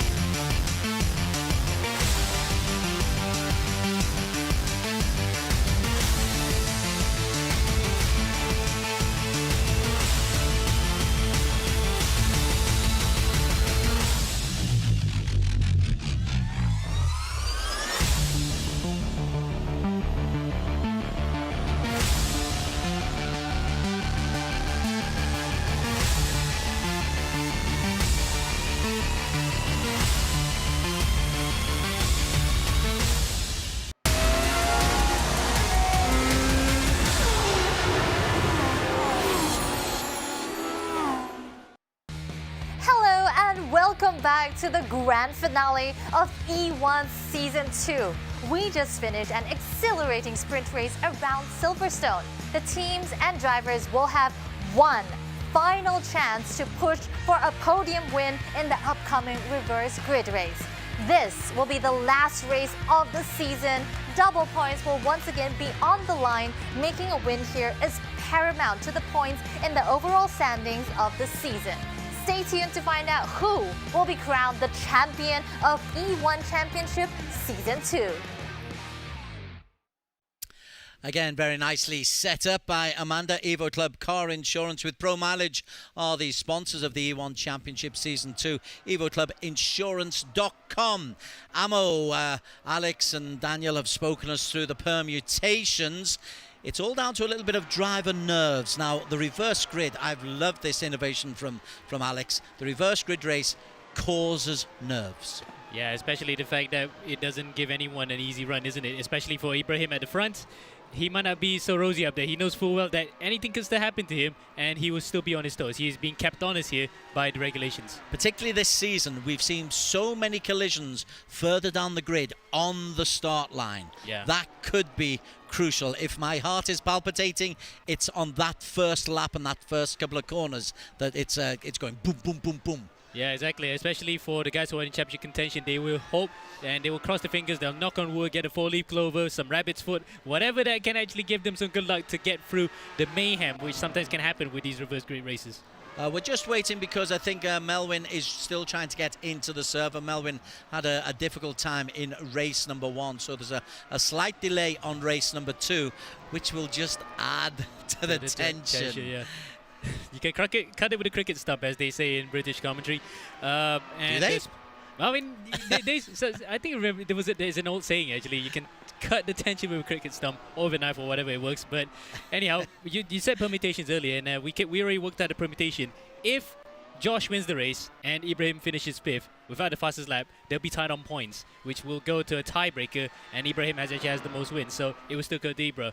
And if Ibrahim even finishes somewhere like in P7, it still might not be enough if fastest lap is given to Ibrahim. So that's going to be like the worst case scenario.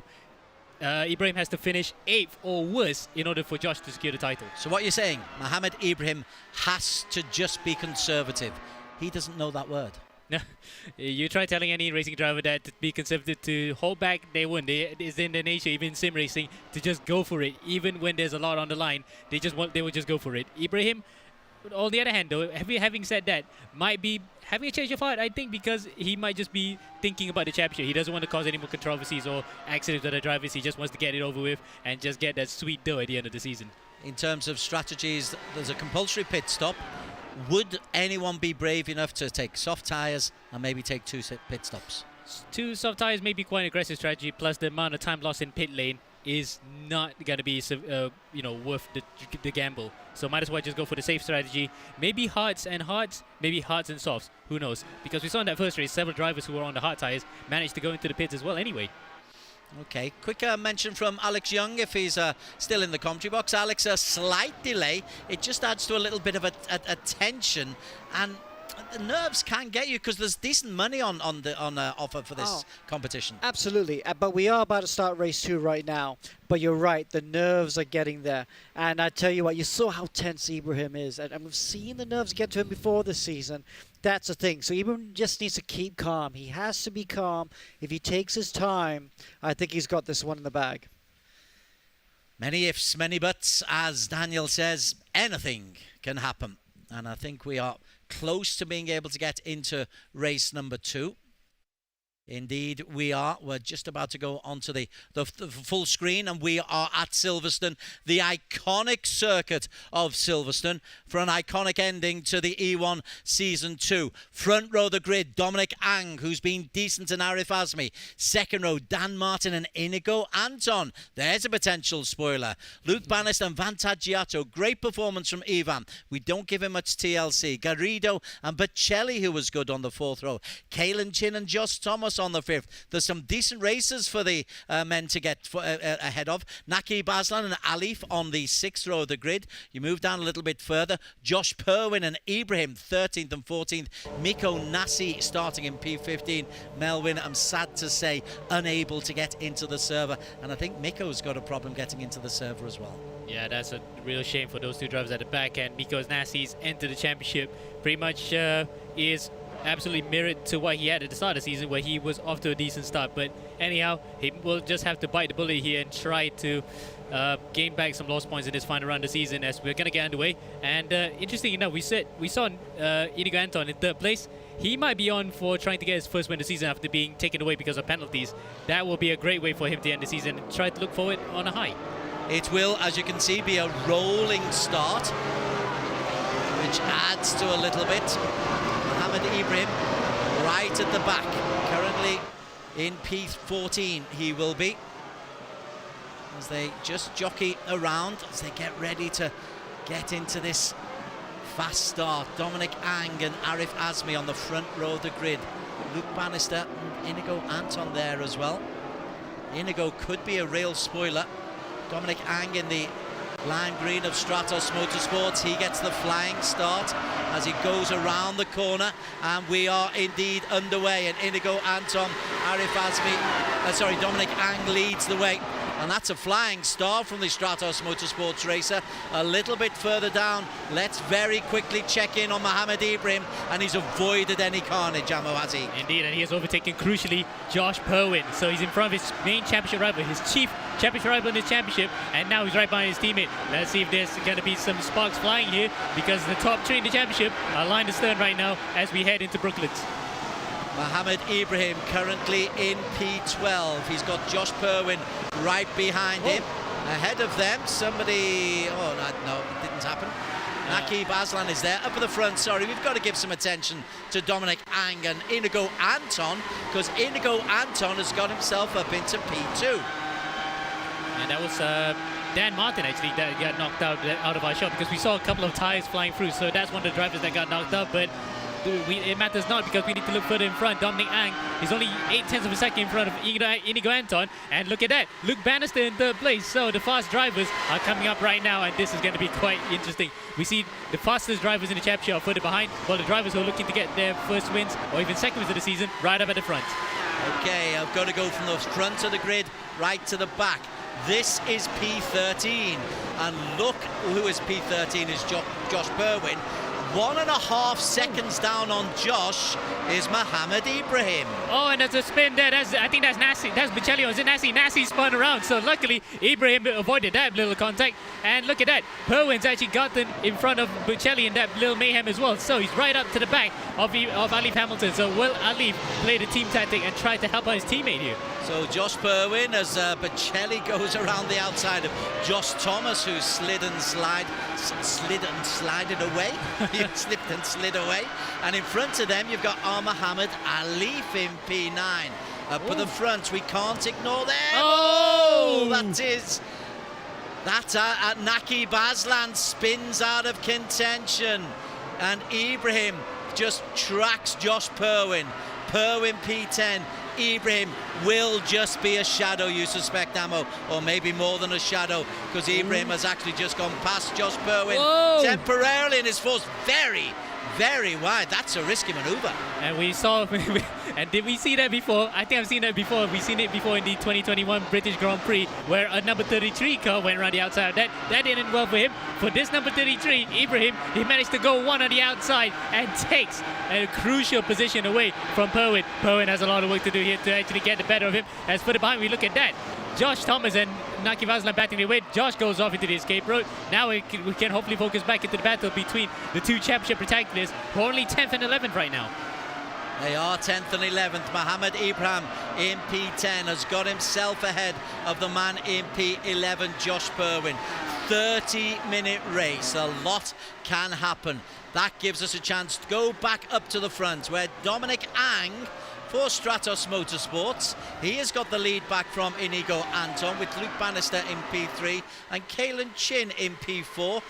The top three have got themselves a lead of about 2 seconds over Caelan Chin and Arif Azmi in 4 and 5. And Dominic might be a bit of a cork in the bottle here right now because he's holding them up. And all the while then, while these three will start squabbling each other, Caelan will join the party. And Arif Azmi would like to look for a second podium of the season as well if he's were to actually chase up to the back of him. So this battle for the front of at the front of the field for their first and second wins of the season, not over by a long shot. We might actually see this change come the pit stops. There's the front three. Ang leads, Anton in second, Luke Bannister in third. We've got 26 minutes to race, plus a pit stop. Everybody apart from Alif and Vantagiato are on hard compounds. Our Muhammad Alif ammo, medium compound. Let's have a look at Alif. Oh, wait, we're going to look at the back to the front there. Dominic Ang probably is under pressure from Inigo for a second. Nope, Inigo never made it past. We just nearly caught the end of that. But unfortunately for Inigo, he's still holding on second. But I think the entire Philippines will be willing him on here to actually get his first win of the season proper on the road and without any penalties as they go side by side. Coming through the arena, actually goes on the inside. Yes, he takes the lead. What a brilliant move. He went on the outside and inside, and now he is in the lead. But he still has, the job's not done yet. He's got Bannister behind him. Inigo Anton is the man who has got P1. Poor old Dominic Ang went from 1 to 4 because Luke Bannister and Caelan Chin went past him. But there is the battle for P1. You don't want Luke Bannister on your tail, really, do you? Because he's a cool, calm, calculating character. He is, but unfortunately has been riddled with a bit of bad luck in terms of race crowd because he had some of these accidents on no fault of his own. He gets knocked out in potentially winning positions, and that's why his form has seesawed somewhat towards the middle part and end of the season. But right now, looks as though he wants to end on the high, and how he would love to win here to help out at least BlackArts to challenge for the team championship. Well, that's how close they are, and they are pulling away a little bit further down. Every so often we've just got to break away from this 1-2-3 race, although let's stay with it for now because Bannister goes around the outside, but Inigo Anton defends, but Bannister had the right line, and that's allowed Caelan Chin to come through as well. So it's Bannister 1, Anton 2, Caelan Chin in 3. In normal circumstances this would be the thing that we focus upon, but as Inigo Anton forces us to focus on it, he tries to go through the inside. Caelan then tries to make a move, and Dominic Ang hasn't really been dropped either. These four really having a cracking battle. Absolutely, we are excited to see that. At least the second race was actually better than the first. We see more close wheel-to-wheel battles, and luckily not so many major incidents as we are now looking back at from behind with Luke Bannister. Look at that. 4 different cars in the top 4, and it's still not over yet. We thought that Inigo might have given up on that, but no, he is a dogged driver. He wants to fight for his first win proper this season after being snatched away from him in Montreal after a penalty. I must move away though. I must take you down to a story developing. Josh Perwin is in P8. Mohammed Ibrahim is in P12. Ibrahim has got Thomas, Nakib and Vantagiato between him. Mohammed Ibrahim is looking very, very tense. Those shoulders look very rigid as he looked to the camera. That's a nervy look.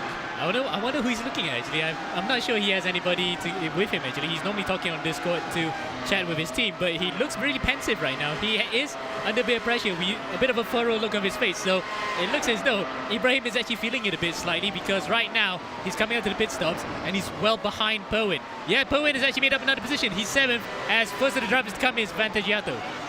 So Perwin is in P7. I can tell you that Ibrahim was put in a ridiculously quick time of 1:27.85. That is, well, Josh Thomas just 100 slower, but it's the fastest lap of the race so far.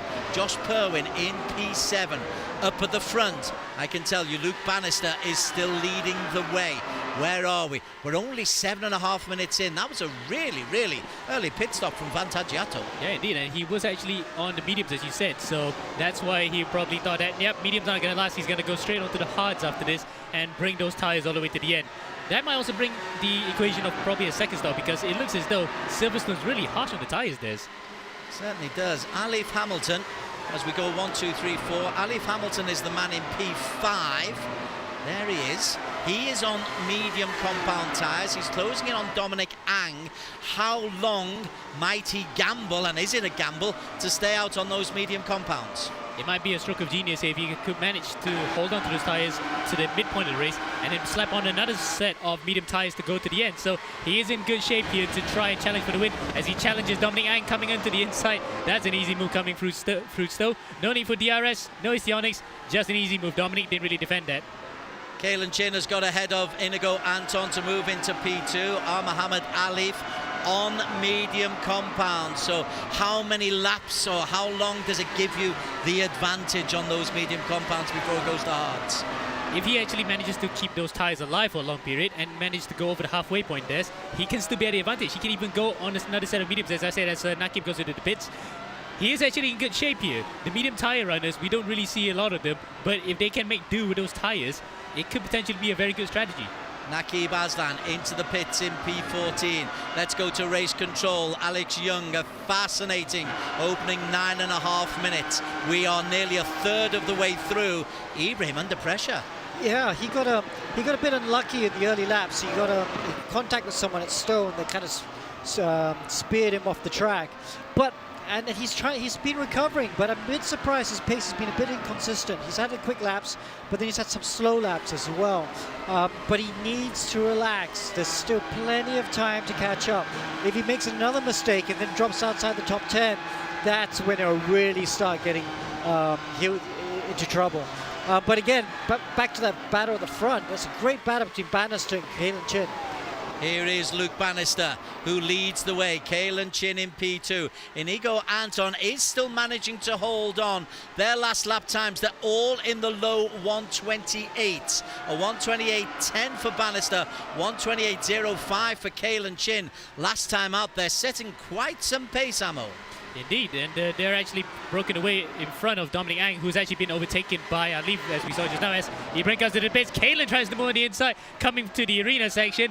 You normally want to actually get alongside the driver, not try to dive on the inside there. You might end up spinning someone, and Kalen, though, looks like he got a bit between his teeth. Bannister has not managed to pull ahead onto the Wellington Straight. This is potentially going to be a lead-changing maneuver. So Inigo Anton tries to go around the outside, gets the move on. Sorry, Kalen Chin goes around the outside, gets the move on. Chin is the new race leader, 5th in the overall championship standings. There's decent money at stake.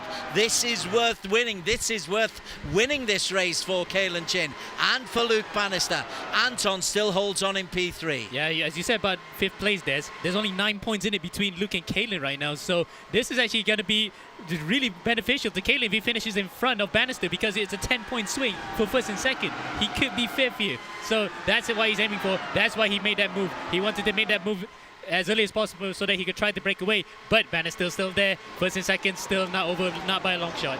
Right, let's have a look. Nakib Aslan doesn't have a registered pit stop, you know. That might have been a drive-through penalty that he received, because he doesn't have a registered pit stop. He's in P14. Mohammed Ibrahim in P14, has made a pit stop and is back out on hard compound tyres again.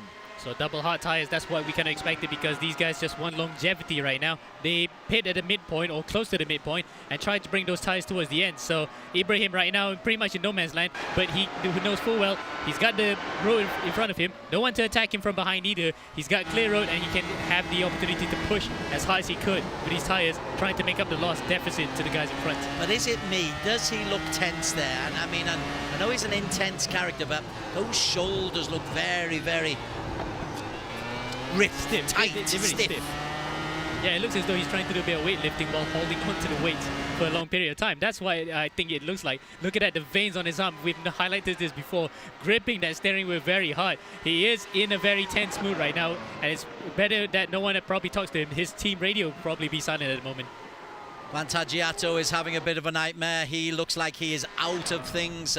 2 pit stops for him. Now then, back up to the front. Kalen Chin is the man who is still leading, but he's got Luke Bannister breathing down his neck, and these two have edged a second or so clear of Inigo Anton for GT Radial Eurasia. Indeed, and Inigo probably lost about a second due to the fact that these two have the option of Slipstream. As Alif comes into the pits, he got overtaken for a second by Bocelli there. But I think Kalen and Bannister are working together trying to build the Slipstream. We saw these kind of tactics before at Spa. Ultimately, it didn't work for Nico and for Kalen. But this time around, it seems to be working because they've actually pulled away from Anton. Let's have a look at Josh Purwin. Josh Purwin needs to win. He needs to get close. He's currently in P6. Make that P5 because he's just got ahead of Josh Thomas there and Dominic Ang. So Josh Purwin, he's making his way through the traffic but has yet to have a pit stop. Ibrahim has taken his pit stop. They are the two in championship contention. Purwin P5. What about his body language, Amo? It looks like typical Josh, to be honest. He's always this gung-ho and he loves to use turning a lot with his wrist there, so really he uses a lot of force to turn the wheel, but at the same time he doesn't look that tense actually. He looks rather relaxed at the moment, knowing full well that he has track position over Ibrahim, and Ibrahim, speaking of track position, has fallen behind his teammates by about 5 seconds. Alex Young, your thoughts as we have a slight freeze. Your thoughts, Alex Young, as we approach the midway point of this race. Has has Josh Purwin really got it in him just to carry on and take the victory? And is Mohammed Ibrahim struggling? Oh, it's going to be close. I think Chin, Bannister and Anton, they're ready at the moment. But don't forget, we got to go. Who's going to go early? I'm going to try the under.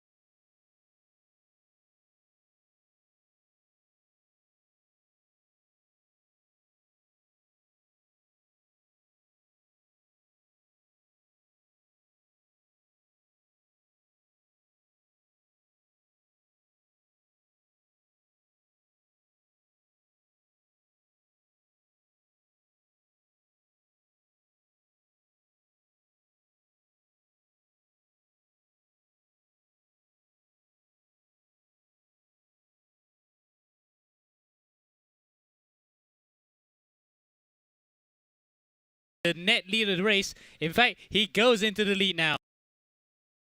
He's behind Bannister. Well, there's Bannister. He's actually overtaken him. So they're going side by side, going through turn one. Is it going to be it? Okay, apologies for the slight technical hitch then. Couldn't have happened at a worse possible time, but you rejoin us with still 13 minutes of the race to go, and Kalen Chin leads from Luke Bannister. They've made a pit stop. Alif comes out after his pit stop in P3, but Bocelli 4. Josh Purwin, Amo Hazik, is the man who is in P5 at the moment, but as I look down, where is Mohammed Ibrahim? Seventh. Wow, that's enough. Close enough. That's close enough, and it will be enough for him to claim this year's championship. We will have 3 different winners in 3 seasons. That is an amazing repertoire to have. But we look at Josh Purwin right now. He's trying to salvage any which way he could. Now, we go back to the permutation. If Josh wins this race and Ibrahim stays in 7th, that will be enough for them to be on the tiebreaker. If Ibrahim actually manages to get a faster lap as well, which actually he holds right now. So tiebreaker still, it will still go to Ibrahim. He has to finish 8th or worse by hook or by crook for Josh to actually win the championship, but it looks almost like a nigh on impossible task right now. 12 minutes for the survival to happen. As we again have got another freeze. It couldn't happen at a worst possible time. I do apologise. Luke Bannister is in P2. Josh Purwin is in P3. That's good. Luke, we're looking at Luke there behind Caleb. We could literally read the back of the rear wing of his name. That's how close he was. So Bannister then's got to go into the inside, coming through the loop. Does he make it stick? They're going side by side, and it looks like Bannister's got to drive out of there and takes the lead of the race, but Caleb will fight back. Cracking little battle going on there. Caelan Chin and Luke Bannister. It is a side story, Alex Young. Just your thoughts, but Caelan Chin, he is really saying, he said he fancied a place on a podium today. It looks like he's looking to get that number one place on the podium. Yeah, and you know, look at that. Alif in third position. This is all playing in the hands of Alif because they're both fighting each other. Alif going down the side of Luke Bannister into second position. Oh, they've hit each other. They've actually hit each other. I think Bannister has spun. Bannister has spun coming through backend. So that's through no fault of anybody's own. They're just going side by side. And unfortunately, we've seen content like this all season. And Bannister became a victim yet again. So that's another disastrous round for Bannister. What does he need to do to get good luck in this series? But for Mohammed Ibrahim, it means 6th place. And 6th place is a guaranteed victory. Even if Josh Purwin, who's in 4th place, goes on to take the victory. So there is Josh Purwin, currently in 4. He's got Bocelli in front of him, and in front of them, Alif in P2 and Caelan Chin in P1. Josh Purwin is going to give this everything. We know that from the young Aussie, but he's got a lot of work to do. Bocelli defends well. Purwin tries the switchback, successfully does so, or maybe not. Bocelli was just tight as he possibly could be, the Italian. Absolutely, he is absolutely trying to defend this because also in turn it helps Caelan to actually get away at the front. So this is BlackWolf helping each other out. Josh on the outside coming from Brooklands. He has finally overtaken, but at what cost? They have lost so much time here to Alif, and Alif is only 4/10 right behind Caelan. So right now, Josh is trying to chase the 2nd place. That looks almost nigh on impossible with just only 10 minutes left to go here. Really good battle as the sun begins to set at Silverstone. Is it setting on the chances of Josh Purwin? He's got himself up into P3. He's got 9 minutes to race. Mohammed Ibrahim, meantime, is there in P6 at the tail end of Josh Thomas and Riccardo Bocelli. At one stage down in P14, now in P6. Now he looks, well, still a little bit tense there, Amo. Yeah, it looks a bit tense, but I think a bit more relaxed. Look at that, he's a bit more talkative right now. He's talking to his team on radio, so at least he's happy to be a bit more talkative now. But initially, just now, when he was in P12, he didn't look like the person that you want to be near with a 10-foot pole. Inigo Anton is the man who's in 7th, but quite a long way down, nearly 3 seconds down on this little battle. Back up to the front, Caelan Chin is looking good. This will be Caelan's first victory of the season, I believe. Yep, and remember last time out, season 1, where he actually had a double at Nürburgring when we were on race room. So it looks as though final race things is something that doesn't matter to him because it doesn't have a championship implication. So he can just go all out. He wants to get. But then again, Alif is closing in. Alif is closing in. I know we can see that, but I think he might just be calm enough to actually defend here. But Alif looks as though he wants to actually end the season on a high as the outgoing champion. Well, Alif Hamilton, he will give it his all. He really missed the opportunity, but there Alif is trying to go through into P1. Alex Young, we are now in the final 8 minutes of this race season. Your thoughts as Ibrahim is in P6 and Alif's looking for the win? Well, you know, everyone's on the hard tyre, so I think everyone had higher tyre wear than expected. You know, a lot of them pitted early. Ibrahim, he may be sick, but he pitted in the 9th minute, and Alif pitted in the 13th minute. So both of Team Flash cars pitted a bit earlier than they wanted to. So while Alif's challenging for the lead, his tyres are a couple laps older than Caelan Chin's, and he's going to run out of tyres very soon. But even sooner than him, Ibrahim in 6th position, I think he might have to do a second pit stop. Well, let's have a look down at Mohammed Ibrahim, down in P6, just to see. Well, he's not been able to make any move on Bocelli or Josh Thomas yet. Amo, will he be looking nervously down at his tyre wear as Bocelli goes inside Thomas and Ibrahim nearly gets some contact? Indeed, and nearly knocked the front wing off there for a second, but I think he will try to actually move here, coming through the Aintree and up to Brooklands. Yep, he didn't have to wait until Brooklands. He has already gotten 5th place. That's one more position that Josh has lost here, and points crucially in the championship stakes. So Ibrahim in a comfortable position. No matter what Josh does now, he will potentially be champion.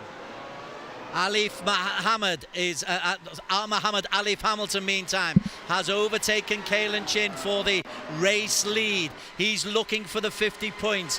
Fastest lap at the moment, a 1:27.55, belongs to Josh Purwin.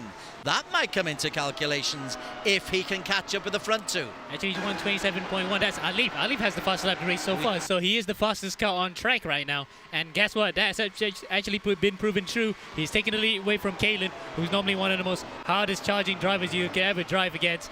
Unfortunately, couldn't put up much of a fight that time around, but it looks as though Kalen's not giving up. And as Alex mentioned, he has fresher tyres compared to Alif, so if Alif's tyres were to fall off the cliff, Kalen will be there to strike. What about Josh Purwin? He's currently in P3, and there he is. He's just about a 1.5 seconds down on Kalen Chin and Alif.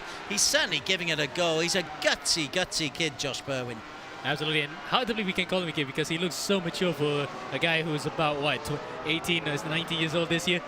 He just actually exudes that kind of veteran look on his face that, you know, you can pass off as like, yeah, he's been here for a long time.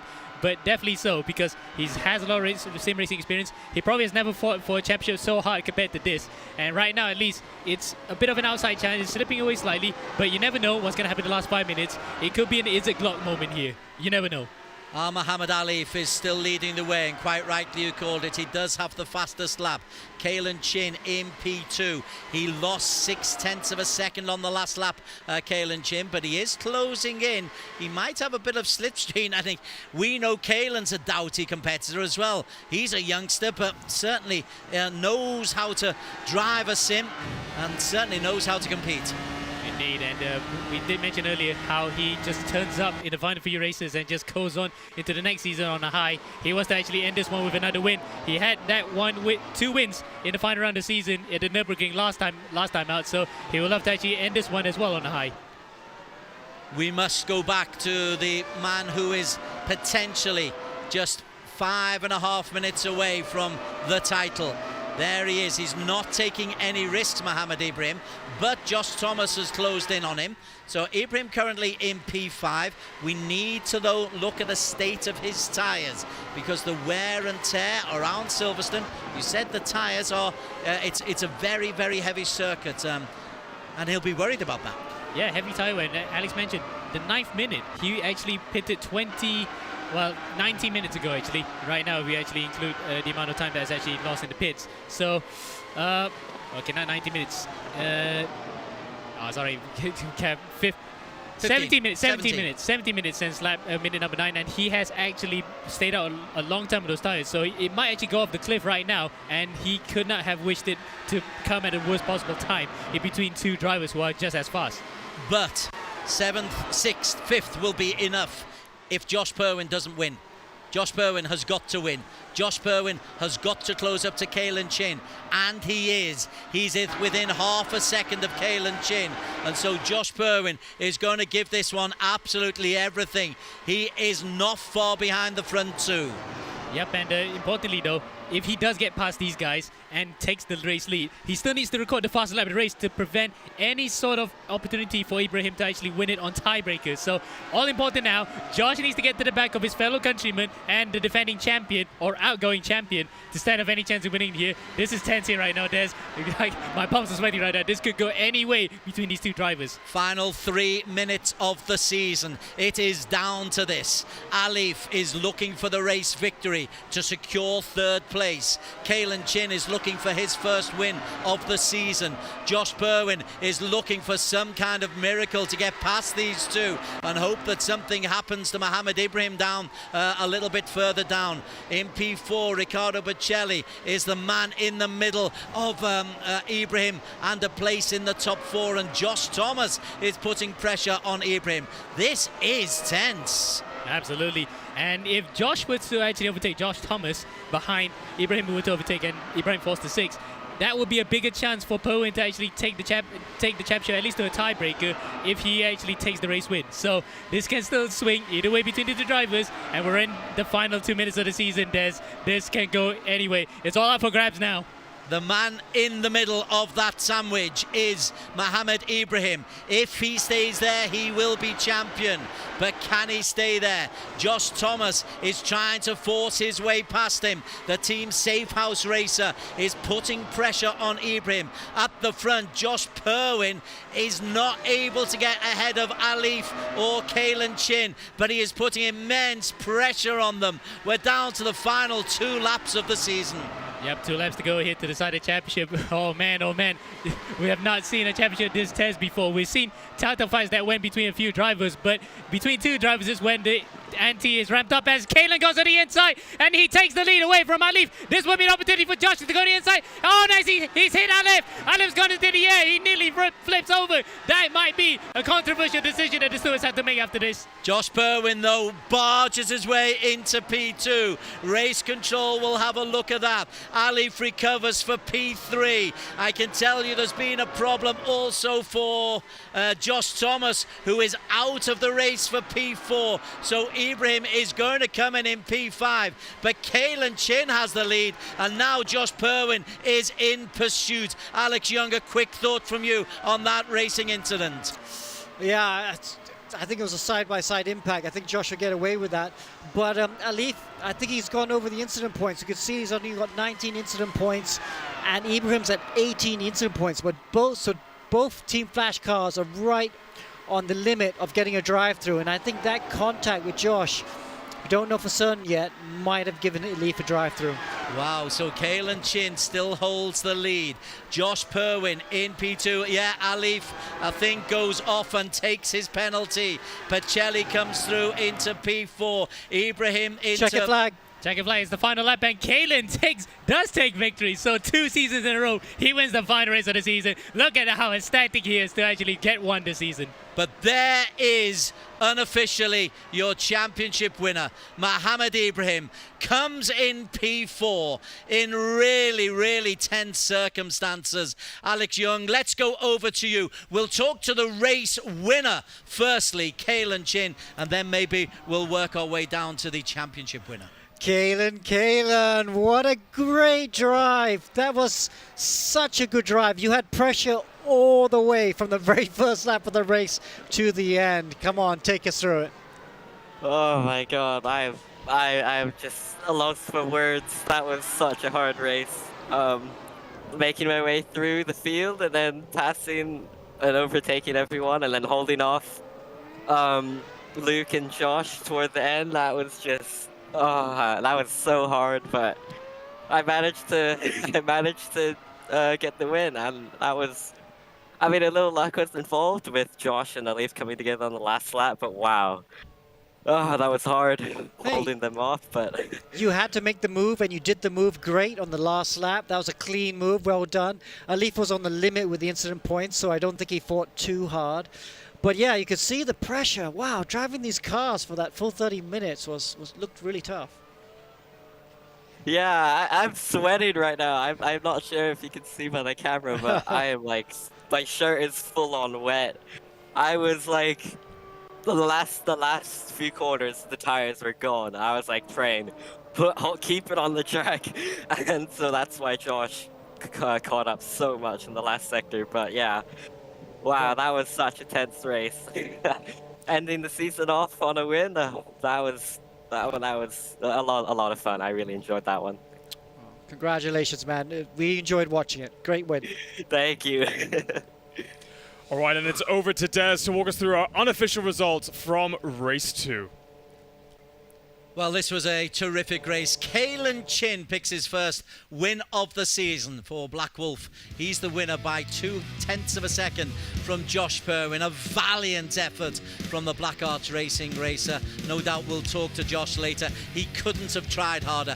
Mohammed Ibrahim actually eased himself up into P3 ahead of Dominic Ang in P4. Terrific for the Stratos Motorsports racer, Dominic, his best result.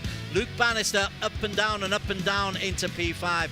Inigo Anton having an eventful race in P6 ahead of Nasi, Joaquim Garrido, Naki Baslam. He had that early incident to put him out of things, but Chelly, a late incident, put him down to P10. Alif dropped down to P11 because of that drive-through. Josh Thomas also a late incident. It was really, really tense, and poor old Alif, Bocelli and Thomas were victims. Points for Arif, Dan Martin and Ivan Vantagiato. The winner is Kalen Chin though, but the ultimate winner will be Mohammed Ibrahim. Thank you, Des. We said anything could happen. I think a lot of things did happen. We have so much to unpack, so many what ifs. And you could see on Josh Perwin's face that camera as he crossed the line, he knew that he wanted that what if moment to happen. We'll get into that analysis, all of that coming your way right after this break.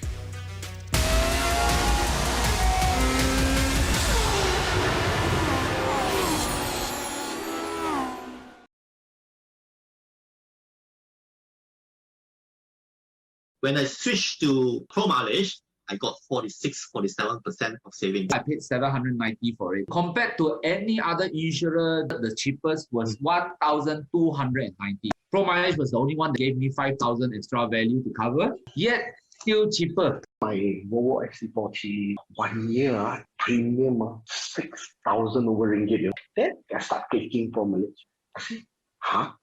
3,200 plus ringgit. Claim went through pretty fast. I got my car back pretty quickly as well. Called them about 8 o'clock in the morning. I think within 1 hour it came.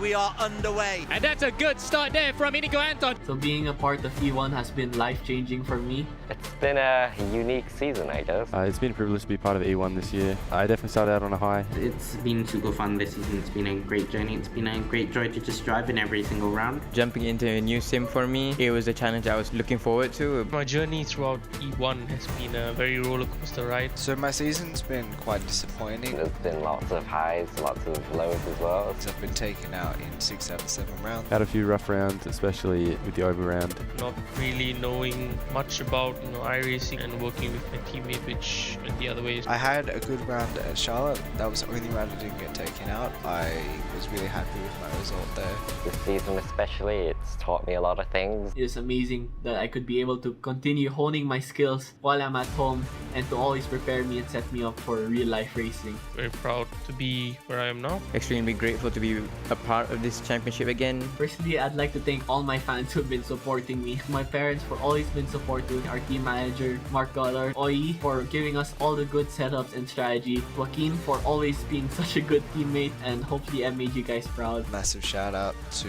BlackArts Racing for supporting me for another season. Nazir Asman for engineering us every race. To Luke, who's been putting in the effort every round. I definitely want to thank Josh for inviting me to the race, as well as that, definitely thanks to BlackArts Racing for inviting me to their team. Thank you to Stratos Motorsports. I'm really honored to be able to represent them in this top tier championship. I just got to thank the team for helping this season, Alex for giving me the cause. Thanks again to Paul and Wei Liang from Safehouse, and awesome to have Joshua as a teammate this season as well. Obviously my parents, I can't really describe how much I appreciate it. Marcus Zapoli, who have been pretty supportive of me as well, and Ricardo for competing in E1, Daniel and BlackWolf Racing as well. Big thank you to Team Flash. They have been supporting me even when we had the negative results, something which I really cherish and I'm really thankful for. Big thanks to everyone involved with the championship. The team behind the whole thing, Alex, EGG, Astro. They've done such an amazing job. Yeah, without them, it wouldn't be such a good championship.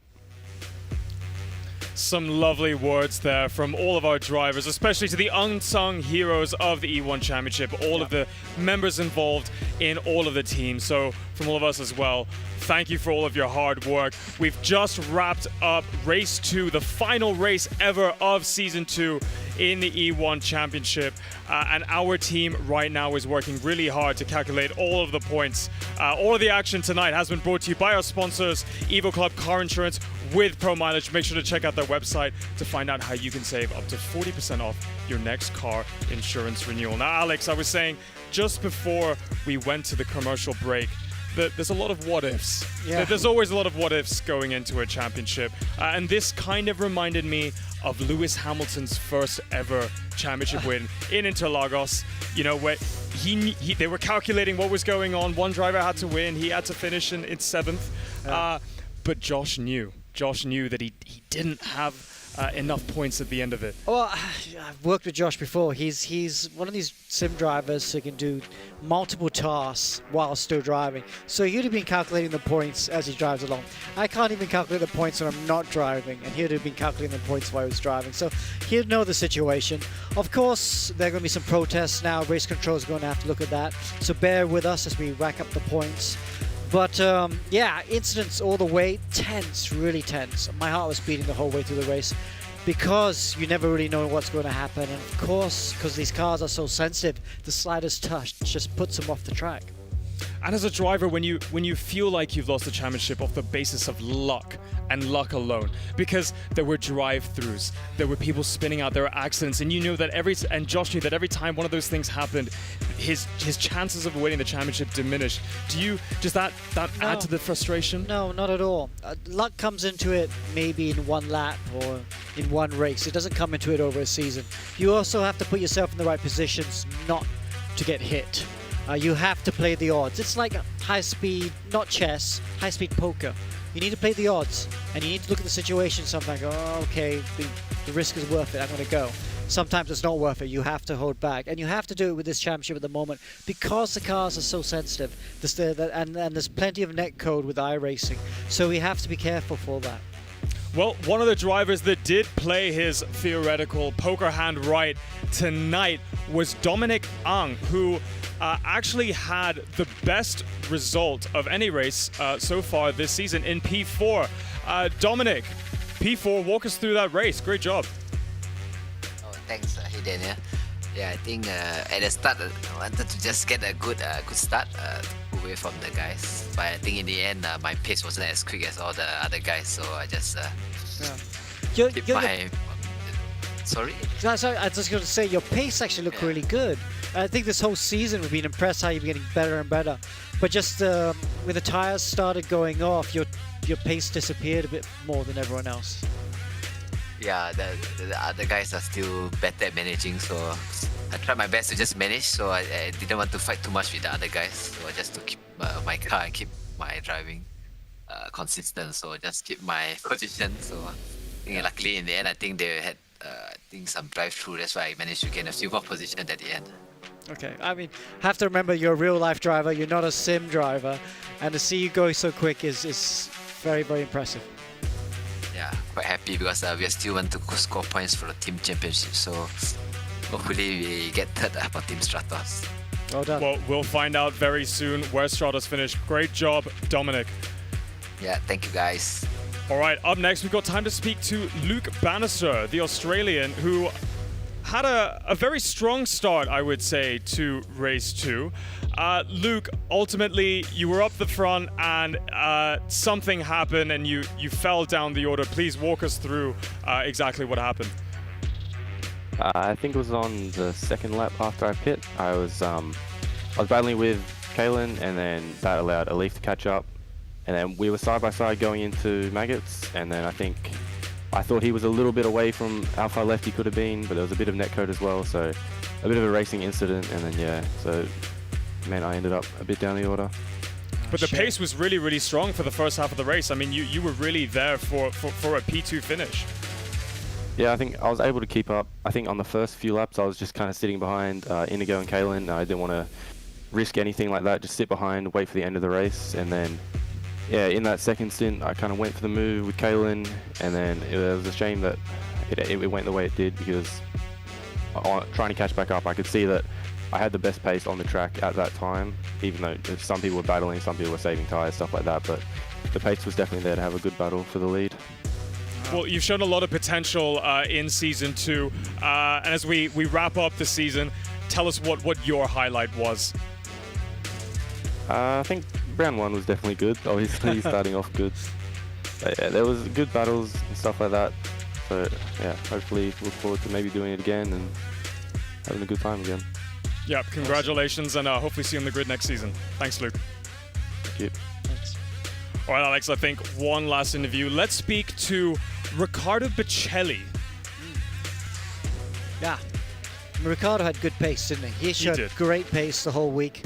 Sorry, the whole night. I'm so used to saying weekend. I think he had a drive-through just at the end. Incident points. Riccardo, talk us through your race. You had some good pace. Yeah, the pace was there. I'm pretty happy with the race. Just had a snap of oversteer the last corner. Had the last incident point give me the penalty, but otherwise setup was great, pace was there, and I'm pretty happy with the result.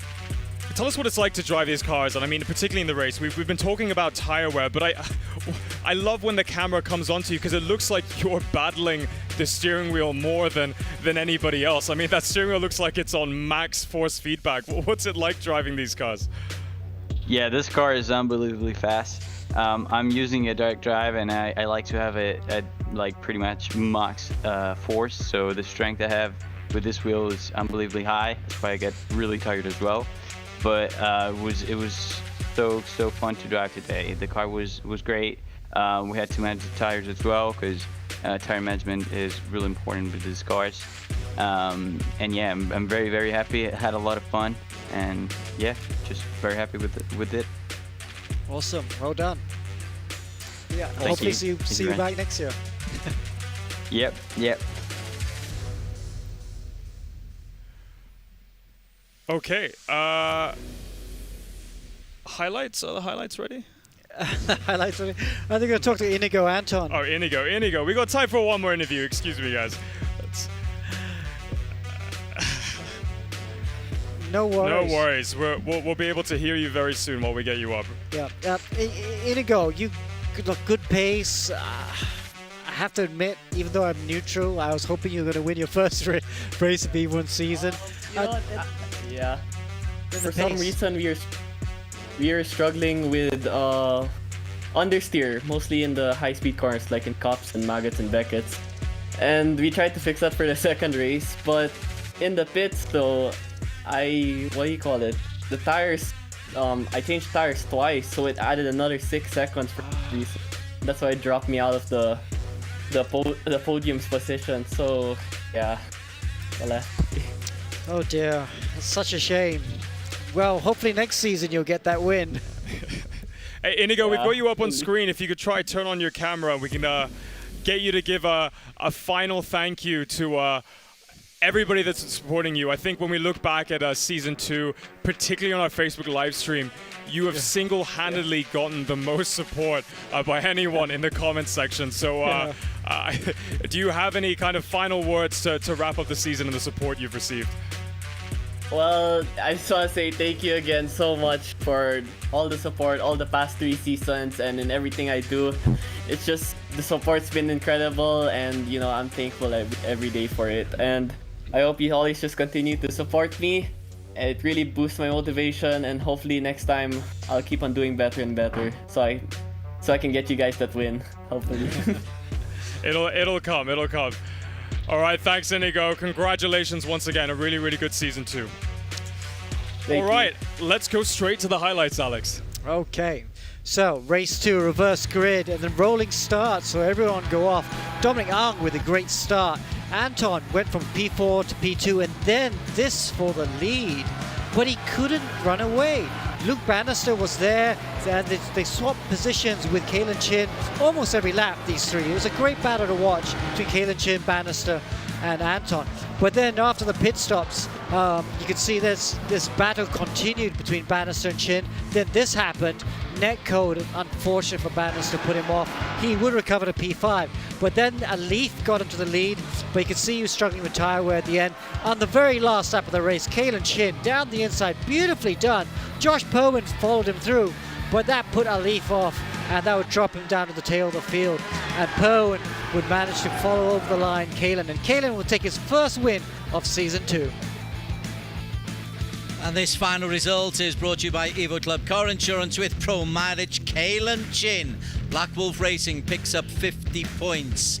Josh Perwin, 40 points. Probably won't be enough. We'll confirm that in a moment, because Mohammed Ibrahim for Flash picked up 32 points for P3. Great recovery drive from Ibrahim. Dominic Ang, best result of the season for the Stratos Motorsports racer, 26 points. Luke Bannister, another strong showing from the Aussie. BlackArts Racing really have been competitive in every round this season. Inigo Anton, another top 6 place for the GT Radial Eurasia Philippines racer, 20 points for him. Miko Nasi hasn't really been at the top of the podium, but always competitive for Safehouse. Joaquim Garrido, again, another top 10 finish for Joaquim. He's a youngster. We'll see a lot more of Joaquim, I think. Naqib Aslam, an early problem for him meant that he could never get better than P9. And the fastest lap for Alif Hamilton for Flash Motorsports, but only P10 for him, and he's only just going to hold on to P3 in the overall championship standings. Overall, right, let's just take you through what today brought us. 92 points for Mohammed Ibrahim. That will confirm him the title. A brave effort from Josh Perwin. A P2 for 88. Kalen Chin picks up 70 points. That's a fine effort. Alif, always competitive with 46. Today, Naqib, 42, despite that disappointment in the second race. Josh Sommers, again competitive for Safehouse with 36. 34 each for Dominic Ang, Inigo Anton, and Luke Bannister. Good results for them. And a 32 points haul for Joaquim Garrido. All right, thank you, Des. We've just announced the overall round winner for round 8. Mohammed Ibrahim winning his second round of Season 2. And we are about to announce the winner overall of Season 2 in both the Drivers and the Teams Championship, Season 2 E1 Championship. But first, let's take a look at all of the highlights all the way from round 1 through to round 7. Race number 1 is underway. He's been contacted around by Josh Thomas. Mohammed Ibrahim has taken race number 1. We are underway. And Arif Azmi, there's a crash already. It is taken out. Luke Bannister takes the victory. Mohammed Ibrahim has got away to a terrific start. No, Alif has got through it. Ibrahim's second of the season. Whoa, John gets flipped off. Whoa, big accident. Oh! Ibrahim! Oh! Scored! Wow! Oh! Look at that. Ali from Perwin. Inigo Anton. It's the winner. And Ibrahim gets us underway. Yes, Arif Azmi is the latest man to go into the race lead. Anton has actually smacked the inside wall. Ibrahim is in the wall at turn 2. Bannister spun in the middle of the field. Nakib leads for the first time. Nakib Aslan take the victory. And that's another great start for Ibrahim. 8 seconds to go, Nakib. Mohammed Ibrahim, 4th victory of this season. Aaron Lim off to a good start. Oh, that's a BlackArts car involved. Josh actually takes the lead back. Oh my word. A Cars very going off similar everywhere. accident. Josh Berwin takes the victory. The start from Mohammed Ibrahim is terrific. Spot 98 vibes intensifies here. Ibrahim comes through to take the checkered flag. And Joaquim Garrido gets a good start. Well, Ibrahim has got himself up into P2 to win double for Mohammed Ibrahim. Oh, that's already an accident. Alif takes the lead, and Nakib takes the lead back. He takes the lead on the final lap of the race. Muhammad Ali is going to win his first race. Oh, and that's another start like an accident. Luke Bannister takes the lead here. Oh, Bannister actually hit the back of Alif. Ibrahim has actually taken the lead. It is going to be Ibrahim who takes race 2. We're underway here at Monza. Oh, big accident for the back. Nakib is going to take the lead. Nakib their slots back in the second position. Nakib Aslan, he slipstreamed through the second corner. Nakib is taking his 2nd victory of the season. Oh, that's a big accident already, and Garrido's out. Perwin's out of the race. Oh, that car's flipped over and put it behind. There's more mayhem. Ibrahim's getting a good run on all of them, and he's going to end up in P2. Ibrahim leads for the first time. Ibrahim comes across the line and takes victory. So they were all the oohs of the season. Let's talk you through the numbers. Luke Bannister, the best on round number 1, 44 points for him, and his BlackArts Racing colleague Josh Perwin in P2. Mohammed Ibrahim really sped to the top for Team Flash. 57 out of 59 points for him in round 2. 91 points to 66, his lead over Josh Perwin, and he kept that lead 106 to 88 in round 3, but it was a poor round for Ibrahim, and we saw Mohammed Ali begin to make something of a charge. 50-point weekend for Nakib Aslan. Ibrahim back in the points with 48 apiece alongside Josh Perwin in round 4. And these two were pulling away at the top into round 5. This is where we saw Miko Nasi post his first win of the season, and Ali for securing his place in P2. But it was Ibrahim and Josh Perwin again pulling away. Josh closing into the lead and eventually taking the lead with, despite a 57-point weekend for Mohammed Alif, it was Perwin who was in P1. Then Ibrahim retook P1 after round 7, and they were the positions going into the final round 8 that we've just seen. And you take the points off, they were the top 5. And now, with round 8, we've done the permutations. These are the top 10 in reverse order. Dominic Ang, 3 figures for Dominic Ang. Terrific stuff for Dominic, 34 points for him here. 9th position, Inigo Anton from the Philippines, just 1 point shy of 150 points. Miko Nasi, 168 points, just 6 points shy of debutant Josh Thomas in P7. And Luke Bannister, a very, very good debut season, 191 points. That takes us into the top 5 and the money round. Kalen Chin, 5th in the overall title. That victory, agonizingly just 4 points short of Nakib Aslan, who finishes 4th. The season 0 champion finishes in P4 in season 2. Will pick up the money, but now we're into the top 3. In the top 3 are Mohammed Alif, the defending champion, 246 points. He had problems in getting connectivity at the start of the day, but was very competitive right to the end. Alex Young, let's get the thoughts of Alif Hamilton.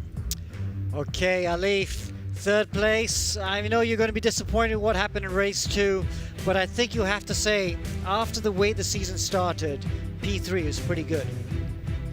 Yeah, not too bad. I mean, oh, that's my parents, sorry. Yeah, not too bad. I mean, it could have been better. I feel, you know, a lot of things didn't really go our way. But yeah, I'm pleased with the result. I'm not sure where we finished in the teams. I hope we won it. But yeah, I mean, just hats off to Josh and Ibrahim, who did an amazing job. And yeah, not quite the iRacing specialist, but almost there. Wow, no, fantastic result nonetheless. Thank you. Cheers. Great stuff from Mohammed Alif. P3 for him. Now then, our top two, we knew who they were going to be going into this final round, and this is how they finished.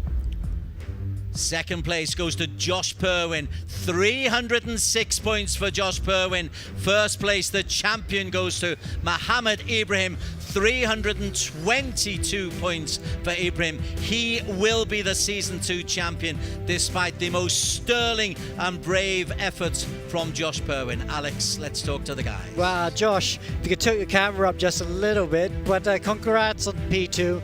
You gave it your best shot, but we could see after race 2 you knew you hadn't done quite enough. But you want to talk us through what you're feeling?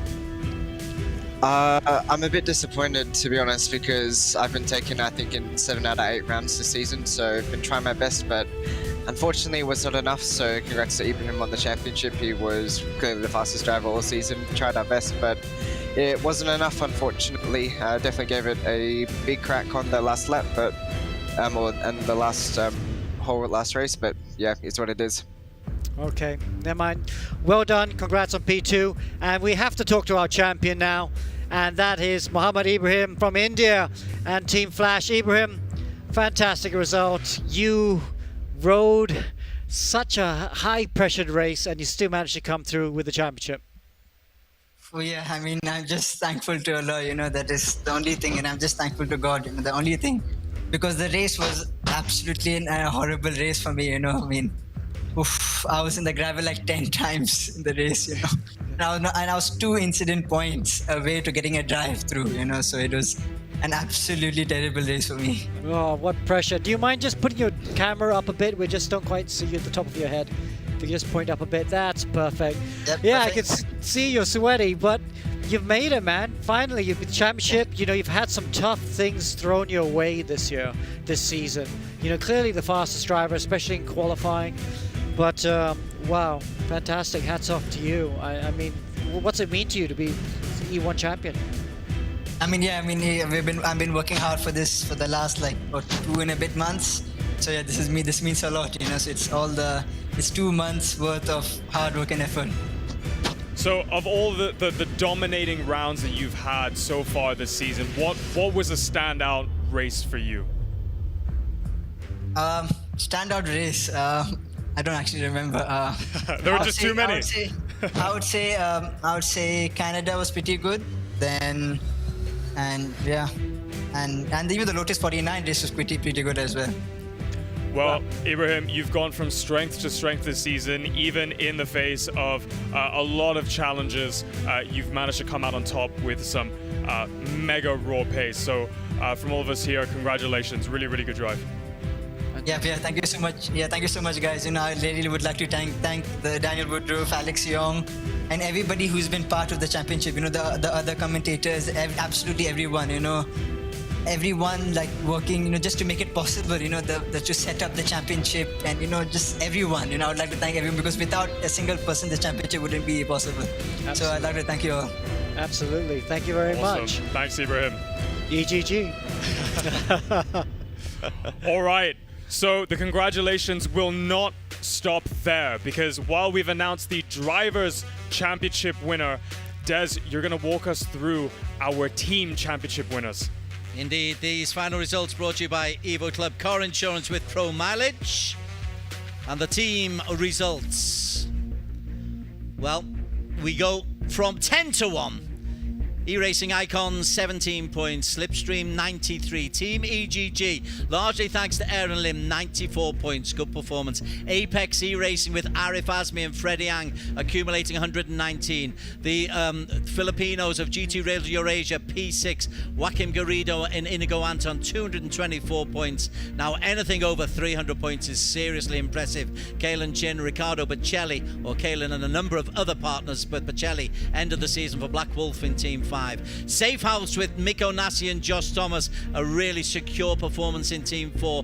There's money on the cards for them. Stratos Motorsports with Nakib and Dominic Ang. Dominic certainly contributing to that 8-point lead over Safehouse at the end of the season. And then BlackArts Racing, 508 points with Josh Perwin and Luke Bannister. Both were terrific competitors throughout the season. But our champions are Team Flash with a mammoth score of 587 team points, and they will pick up the $4,000 first prize. Gentlemen, Ibrahim and Alif, you guys are also the team championship winners of E1 Season 2. Alif, what does this mean to you and the team? I mean, you've been with Flash for the longest, and to walk away with another championship win, what does it mean for everybody that's involved? 2-2, this Team Flash's second championship, and we've won it again. I mean, that just shows what how high of a caliber the team is. And I mean, of course, I have to thank all my teammates, Mark, Renkai, got Joseph, we got Ryan as well, who's all managing all these background things as well as Ibrahim. And I think without him, we wouldn't have been able to claw this championship lead. And also to the other teams, I think they put a very, very strong fight towards the end. You got the BlackArts, you got Stratos really making a comeback. So yeah, feels good to come back again as champions. Awesome. And Ibrahim, Team Flash is a new team for you, and to win it outright coming into a brand new environment. Any final words to all of the teammates? Yeah, I would like to say a big thank you to Mark. Mark is the only guy, Mark and Alif basically. Because without Mark and Alif, I would never ever been with Team Flash. So basically, it's all down to them. They got the team together basically. So I would like to thank them. Then I would like to thank Joseph. I would like to thank Ryan and basically everyone in Team Flash. Because without all of them, we would not be successful. Awesome. Congratulations once again, guys, and hopefully see you on the grid next season. Awesome.